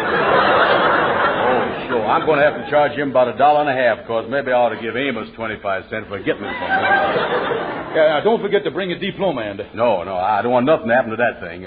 Let's handle this diploma with care. Yeah, now look, there's a certain time that you pull the diploma out, you see. Yeah. There's what they call a psychological minute there to do it. Yeah. Let me know when to flash it on. Yeah, I'll tell you when. I'll say to you, now is the time. Come on. Here's my flowing bow on tight, straight there, Kingfish. Oh, yeah.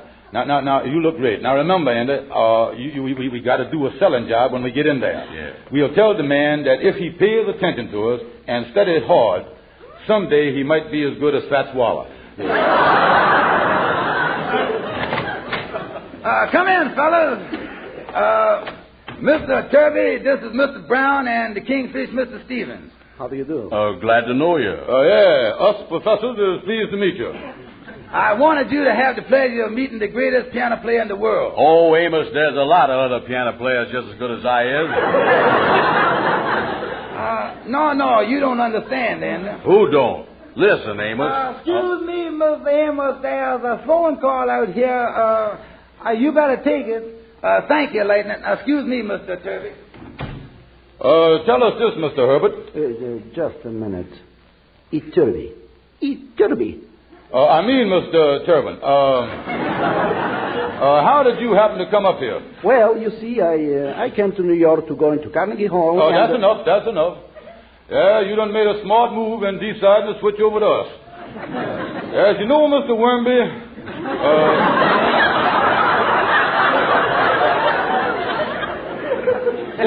them long-haired fellows down there don't know nothing about teaching the piano. Or the hair gets in the eyes, they can't see the notes. Yeah, half of them is playing in the cracks. You see, Mr. Turkey...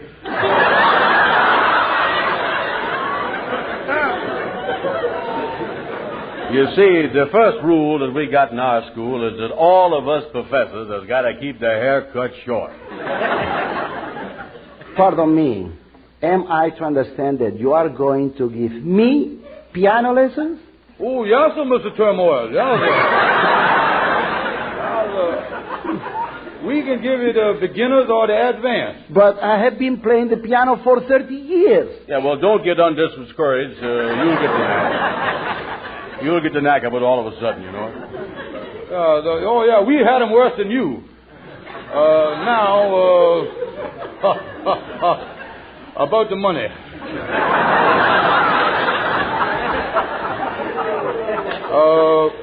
We has got several courses. We has got the $8 course that learn you in 6 weeks, or we got the deluxe $10 course that will learn you in a month. Well, I think I better take your quickest course, because I'm playing with the New York Philharmonic Orchestra tomorrow night. Oh, well, in that case, I better take off my coat and get busy right away. Yeah.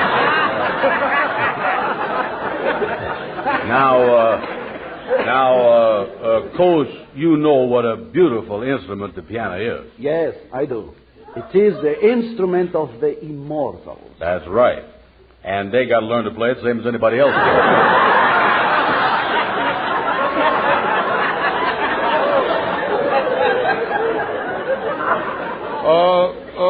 Here is the instrument right over here. Step this way, Mr. Jerky. Now, this is called the piano. Now, the place where all the keys is here is what we call the dashboard. Oh, I see. Now, sit down on the stool here. Mm-hmm. Now, the idea is to hit these keys right smack on the nose like this. Now, that note there, that's a white one. That's in your department.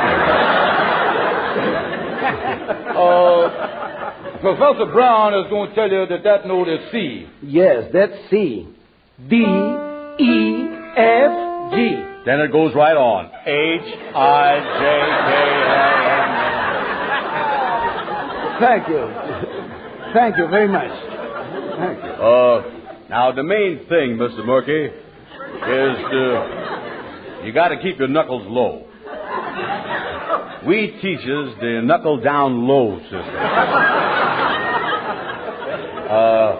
Now try hitting the keys. And knuckles down, Mr. Derby. You mean like this? You see there, Kingfish? He learned already.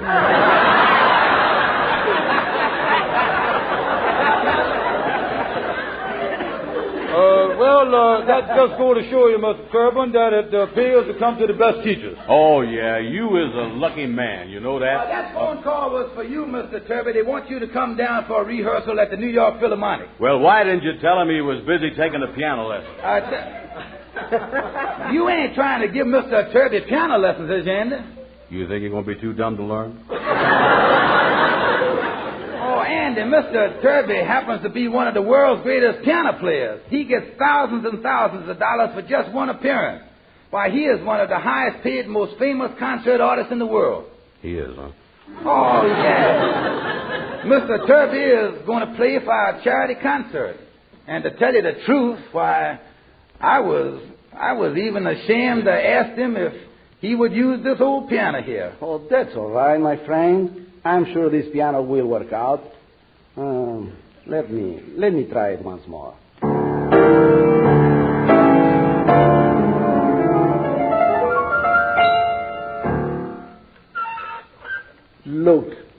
Look at this.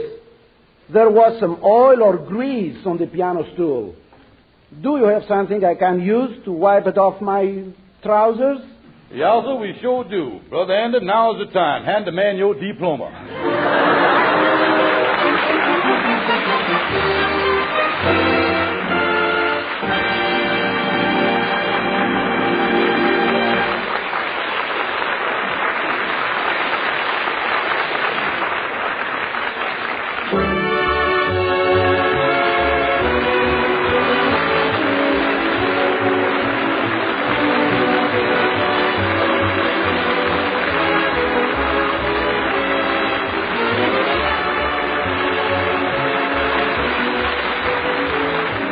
Be sure to join us next Friday evening at this same time when the makers of the new Rinso will again present the Amos and Andy Show. At that time, Amos and Andy will have as their guest the fine star of pictures and stage, Mr. Walter Houston. Meantime, this is Harlow Wilcox speaking for all of us, thanking Hosea Turby for appearing with Amos and Andy tonight, and bidding you all a very pleasant good night.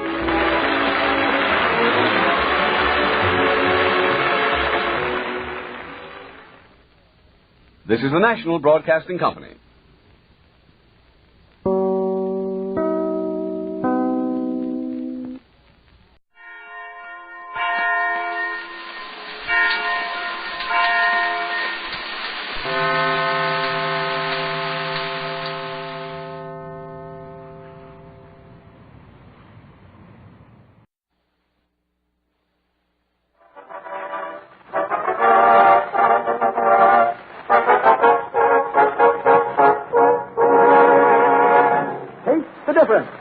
Campbell's Tomato Juice presents George Burns with Gracie Allen and Ted Husing and Wilson Watson with Jack Bernard and his famous orchestra.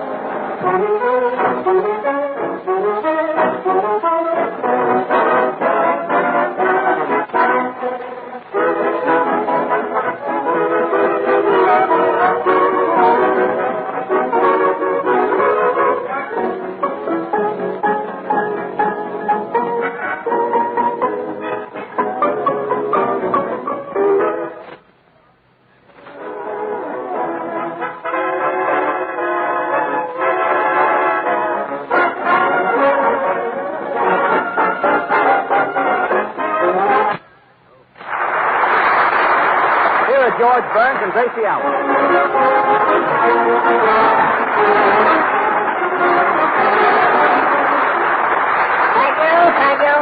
Thank you. Oh, George, isn't it wonderful to be back in New York again? I'm so thrilled that I can hardly speak, and while we were... Gracie, we've only been away 2 weeks. Well, I know it, but it's the same old New York. Yes. You know, I said to myself this morning as I was riding uptown on the M, I said to myself... You were riding uptown on the M? Well, sure, I like the M much better than the subway. So I said to myself... Gracie, it's not the M, it's the L. Well, I know, but I don't like to say L on the radio. Well, it's kind of nice to be back in New York again. Oh, yes. I've never had such a welcome home in my life. I was certainly thrilled when I heard those whistles blowing. You know, I never... They blew whistles for us? Well, sure, but what I can't understand is we got in at 10, and they didn't blow the whistles until 12 o'clock. Gracie, those were lunch whistles. Oh, don't be a silly way, George. You ever heard of eating whistles for lunch? They're delicious with ketchup. Now, please. Oh, yeah. Can't stop me tonight. No, and my brother, you know, he got so excited that he threw a streetcar right through a plate glass window. Your brother picked up a streetcar and threw it through a plate glass window? Yes. Gracie, do you know how much a streetcar weighs? Certainly, 3 tons. 3 tons? Yeah, up ton and down ton. Up ton and down ton? Yeah. But where's the other ton? Leading the band. Leading the band. My God. Hey, wait, George. Yes? For 2 whole weeks while you've been away, I haven't made one single announcement about Campbell's. Okay. Not once have I stepped up to the microphone to tell the world the famous Campbell slogan. Well, I'll tell them about it, Ted. Oh, thank you. And ladies and gentlemen, Ted Husing says if you're using Campbell's tomato juice, you're using the best Campbell's tomato juice in the world on account of you're using the same tomato juice that Husing is using. That using is using? George, I juice got through telling you that. Oh, you juice got through. Ladies and gentlemen. Ed, I'll take it for you. All right. And I won't have to sell Campbell's tomato juice on a piece of paper. I've got it in my head. Well, George, if you can't have brains in your head, then I guess Campbell's tomato juice is the next best thing. Thanks.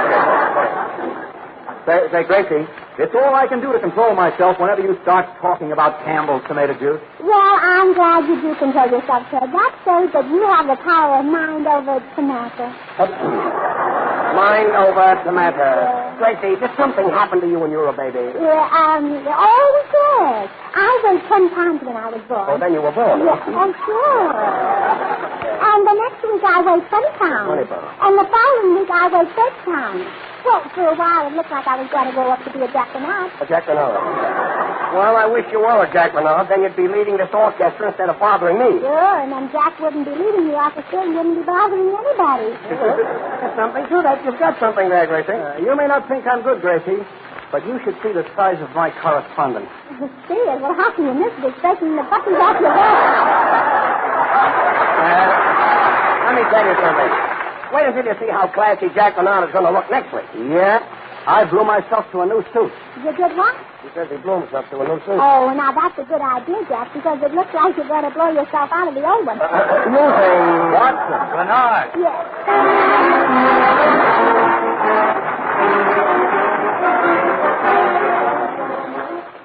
This is Ted Husing, ladies and gentlemen. Which kind of tomato juice drinker are you? A dabbler who shifts about and drinks a different brand each time? Or have you given Campbell's tomato juice a try? Taste Campbell's tomato juice. Taste the difference between it and all the other brands you know. For here at last you'll find the honest-to-goodness fresh tomato flavor, just like a tomato you might have picked in your garden last August. No spices or canning processes have spoiled it. It's the real thing. You'll get a brand new refreshing thrill from your first glassful. And a real benefit to health, too. Vitamins that Campbell's have taken care to retain for you. Try Campbell's tomato juice. Drink a glass of it just for me or just for George and Gracie. And then another glass just for the joy of it.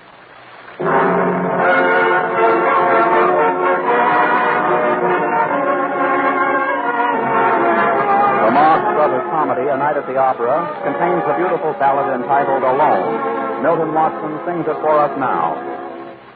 Come in, stars are shining bright, that glorify the sky. A million lovers of the night, for here am I,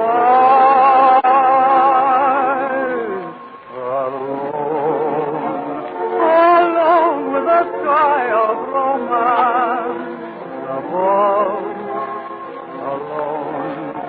alone on a night that was meant for love. There must be someone waiting who feels the way I do. Whoever you are you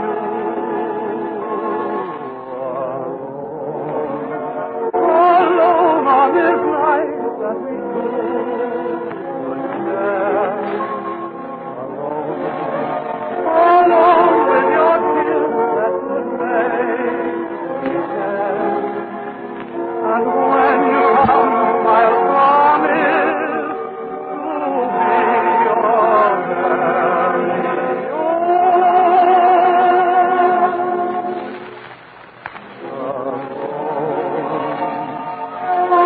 alone with a heart meant for you.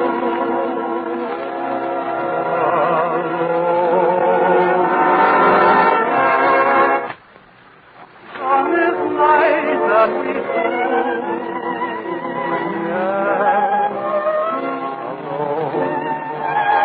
alone with your kiss that could make care. And when you come, I promise to be your very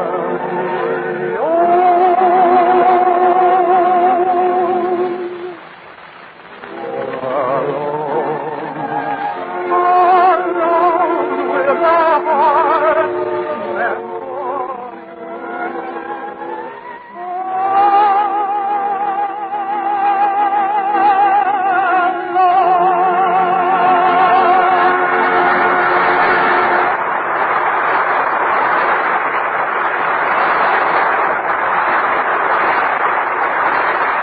Here's George and Gracie again.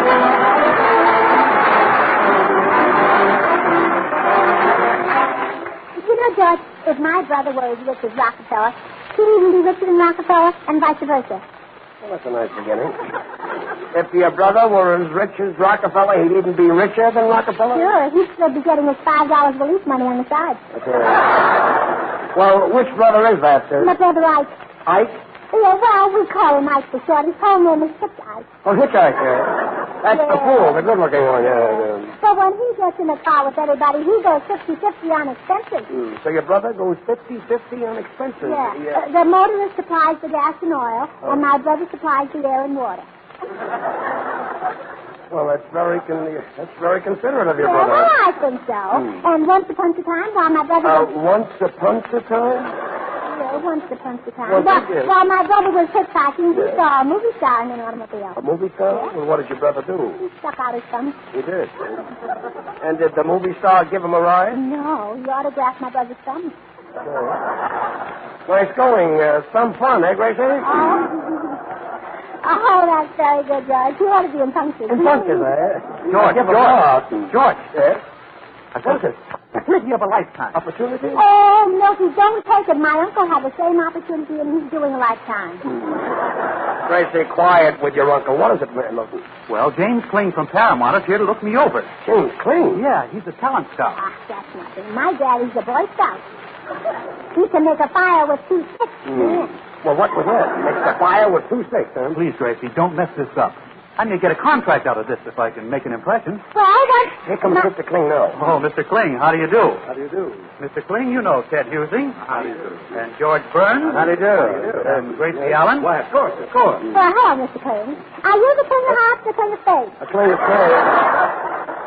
Tell me, Mr. Kling, what's new? I hear you're giving Milton Watson a once-over. Well, I happen to be in town, and it just occurred to me that Mr. Watson might have possibilities. Nobody's got possibilities all. Well, now, maybe he ate something that didn't agree with him. Gracie, they're talking business. Mr. Kling, did you hear Milton Watson's song tonight? Yes, he has a grand voice. Well, thanks. I can't help wondering how Mr. Watson would be if he were playing opposite Loretta Young. Well, now, look, it all depends on what they'd be playing, Mr. Kling. Now, if they were playing football, I bet Milton could be there.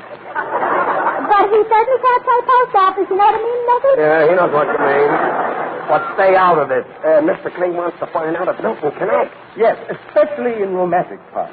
Mr. Watson, have you ever had any of these so-called hot lover rolls? Hot lover rolls? Well, I had them for breakfast, and they're delicious.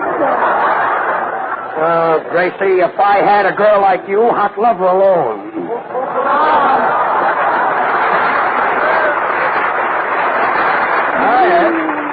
That was George Burns, ladies and gentlemen. The telephone number is 970. Thanks, Gracie. You see, Mr. Kling, I've never done anything very important in that line. Of course, I've taken a lot of work in dramatics. Good. What can you do? Well, I've got Uncle Tom's Cabin in my repertoire. Oh, yeah? Then Jack and I must have the Empire State Building in here. Please.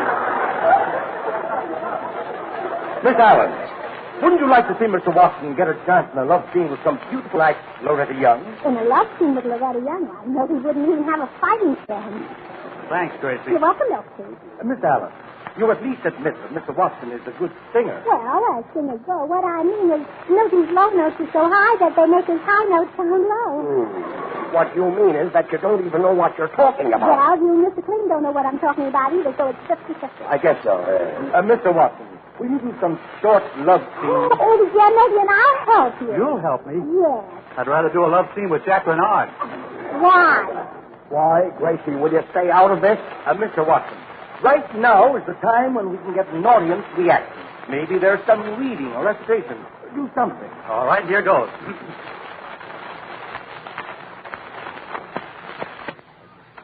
He goes right along, and the world soon forgives and forgets. Give a girl time. We'll do another juice line. Another juice line? Now is the time. Why? Yes, fine. Nancy Humphrey sat in the wall. Yes. Humphrey Wilkie Yes. had a great fall. All of King's love scenes are going to use. They won't mean how Nancy Wilkie from Calvin's tomato juice finished. I hope so. You're the Watson. Renard.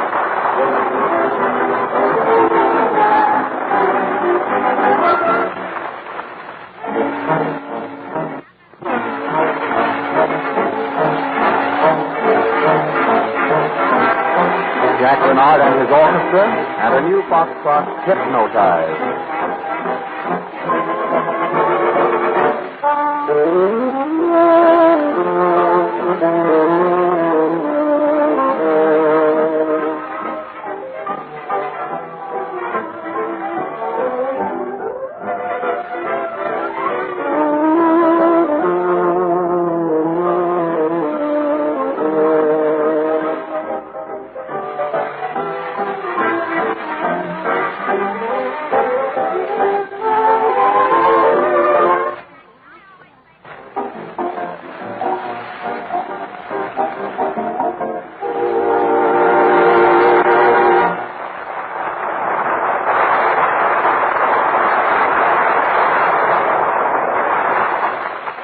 Here's a straightforward proposition. Tomorrow, go to your grocer and say, tomorrow, won't you? And taste the difference. Here's George and Gracie.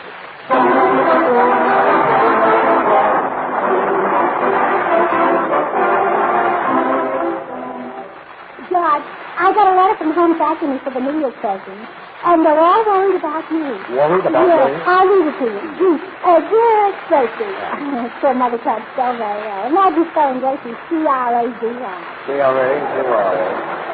Yes, it was probably a slip of the pen. Yeah, George. Well, anyway, it says that Daddy and Daddy... Never mind, just read the part where they're concerned about me. What were they worried about? Your injury. Injury? Yeah. What kind of injury? Well, I don't know, but here it is in the letter. It says that, here, also received George's little check for New Year's, and I hope he didn't break his arm making it out.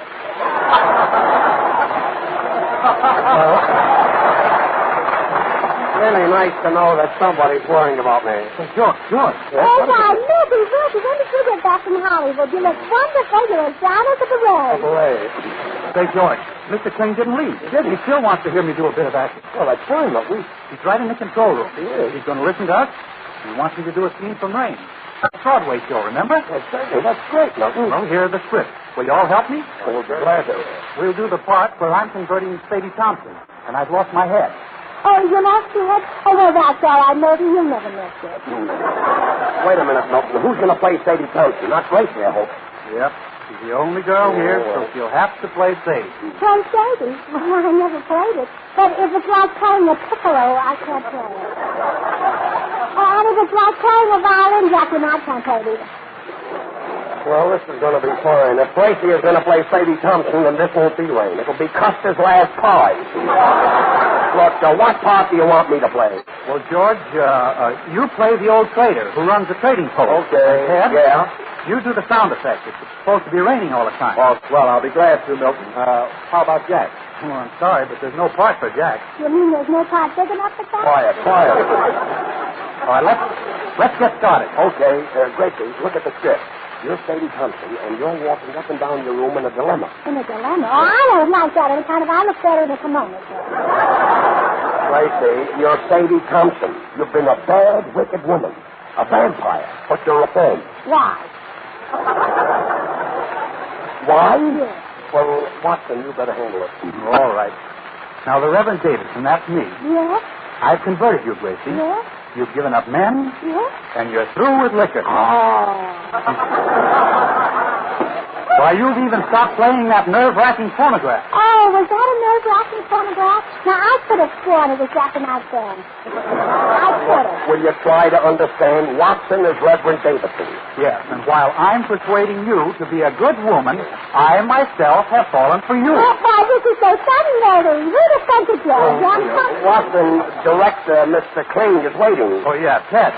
Are you ready with the sound effect? Well, I've got the water, but I've got no place to pour it. Say, George, have you got a pan? No, I haven't got a pan. You haven't got a pan, George? Well, what do you call that thing between your ears? That's a birthday cake. That's what that is.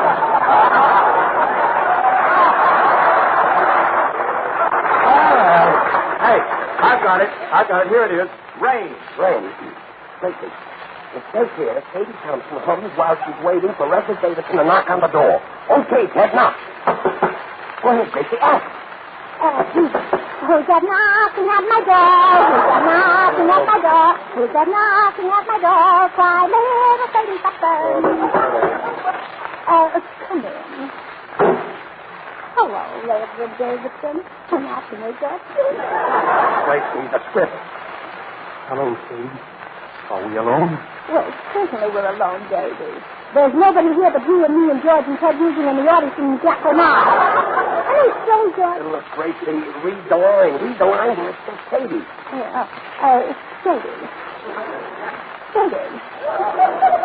Sadie. Yeah, but look, what comes after Sadie? Reverend Davidson, he's nuts about it.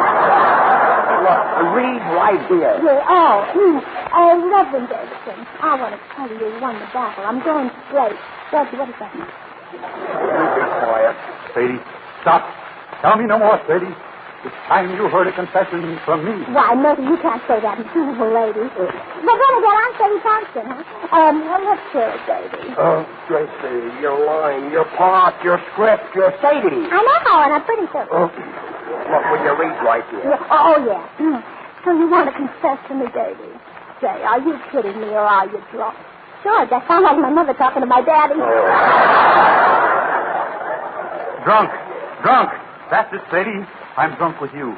Sadie, you've gone to my head like a drug. My brain is going round and around and around.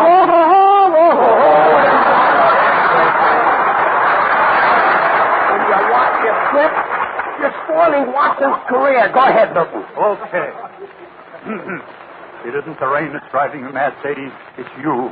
It's you. Come to me, Sadie. Closer. Closer. Gosh, I'm glad I'm out of this conglomeration. Quiet, Jack. Yeah, nobody's in the mood for love. Quiet. Gracie, read this line. Oh, yeah.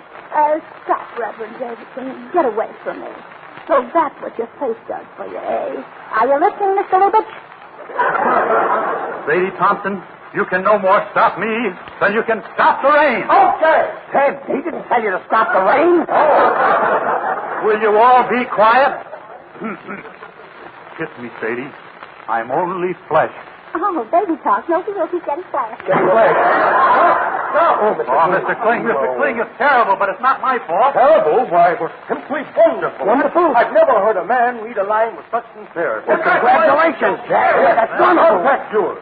Put your name right down here, Mr. Jack Renard. Renard? The way he read that line, gosh, I'm glad I'm out of this conglomeration. It was beautiful. Mr. Kling, Jack Renard wasn't even in the play. I know. That's why he gets the contract. Oh, let me see the contract, Jack. Isn't it the rat? Congratulate Jack, everybody. He's going to Hollywood to be a stand-in for a load of hay. A load of hay? Moving.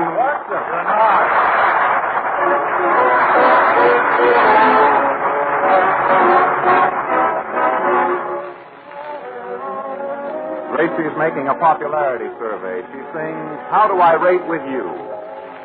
Let's cut out all the small talk and have a heart-to-heart talk on the very timely topic of you and me.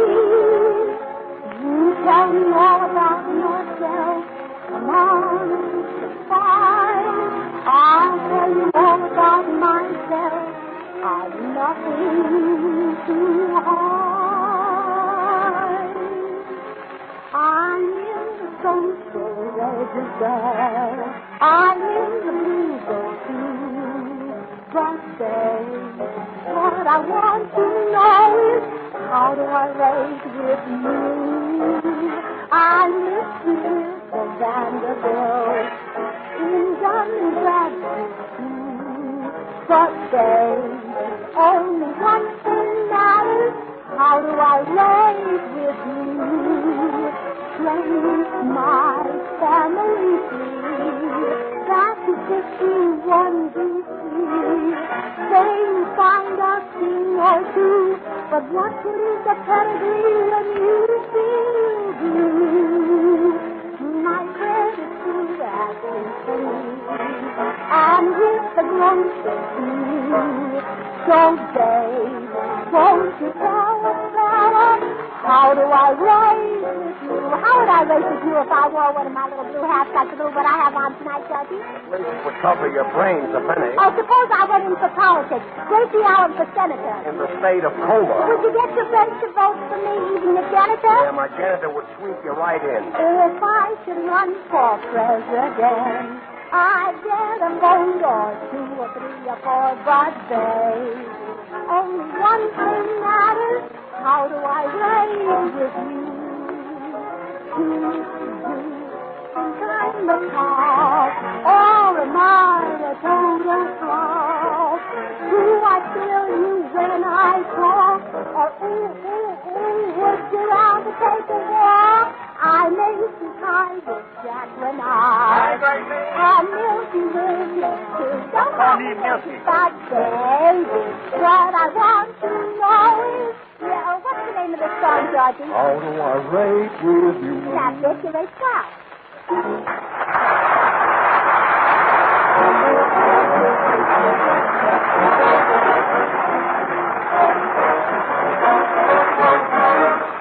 Campbell's tomato juice made by the makers of those fine Campbell's soups. Invite you to listen in and laugh with George Burns and Gracie Allen again next Wednesday when they will broadcast from Boston, where they are appearing all week starting this Friday at the Metropolitan Theater. Meanwhile, say to your grocer, Campbell's tomato juice, please, and taste the difference.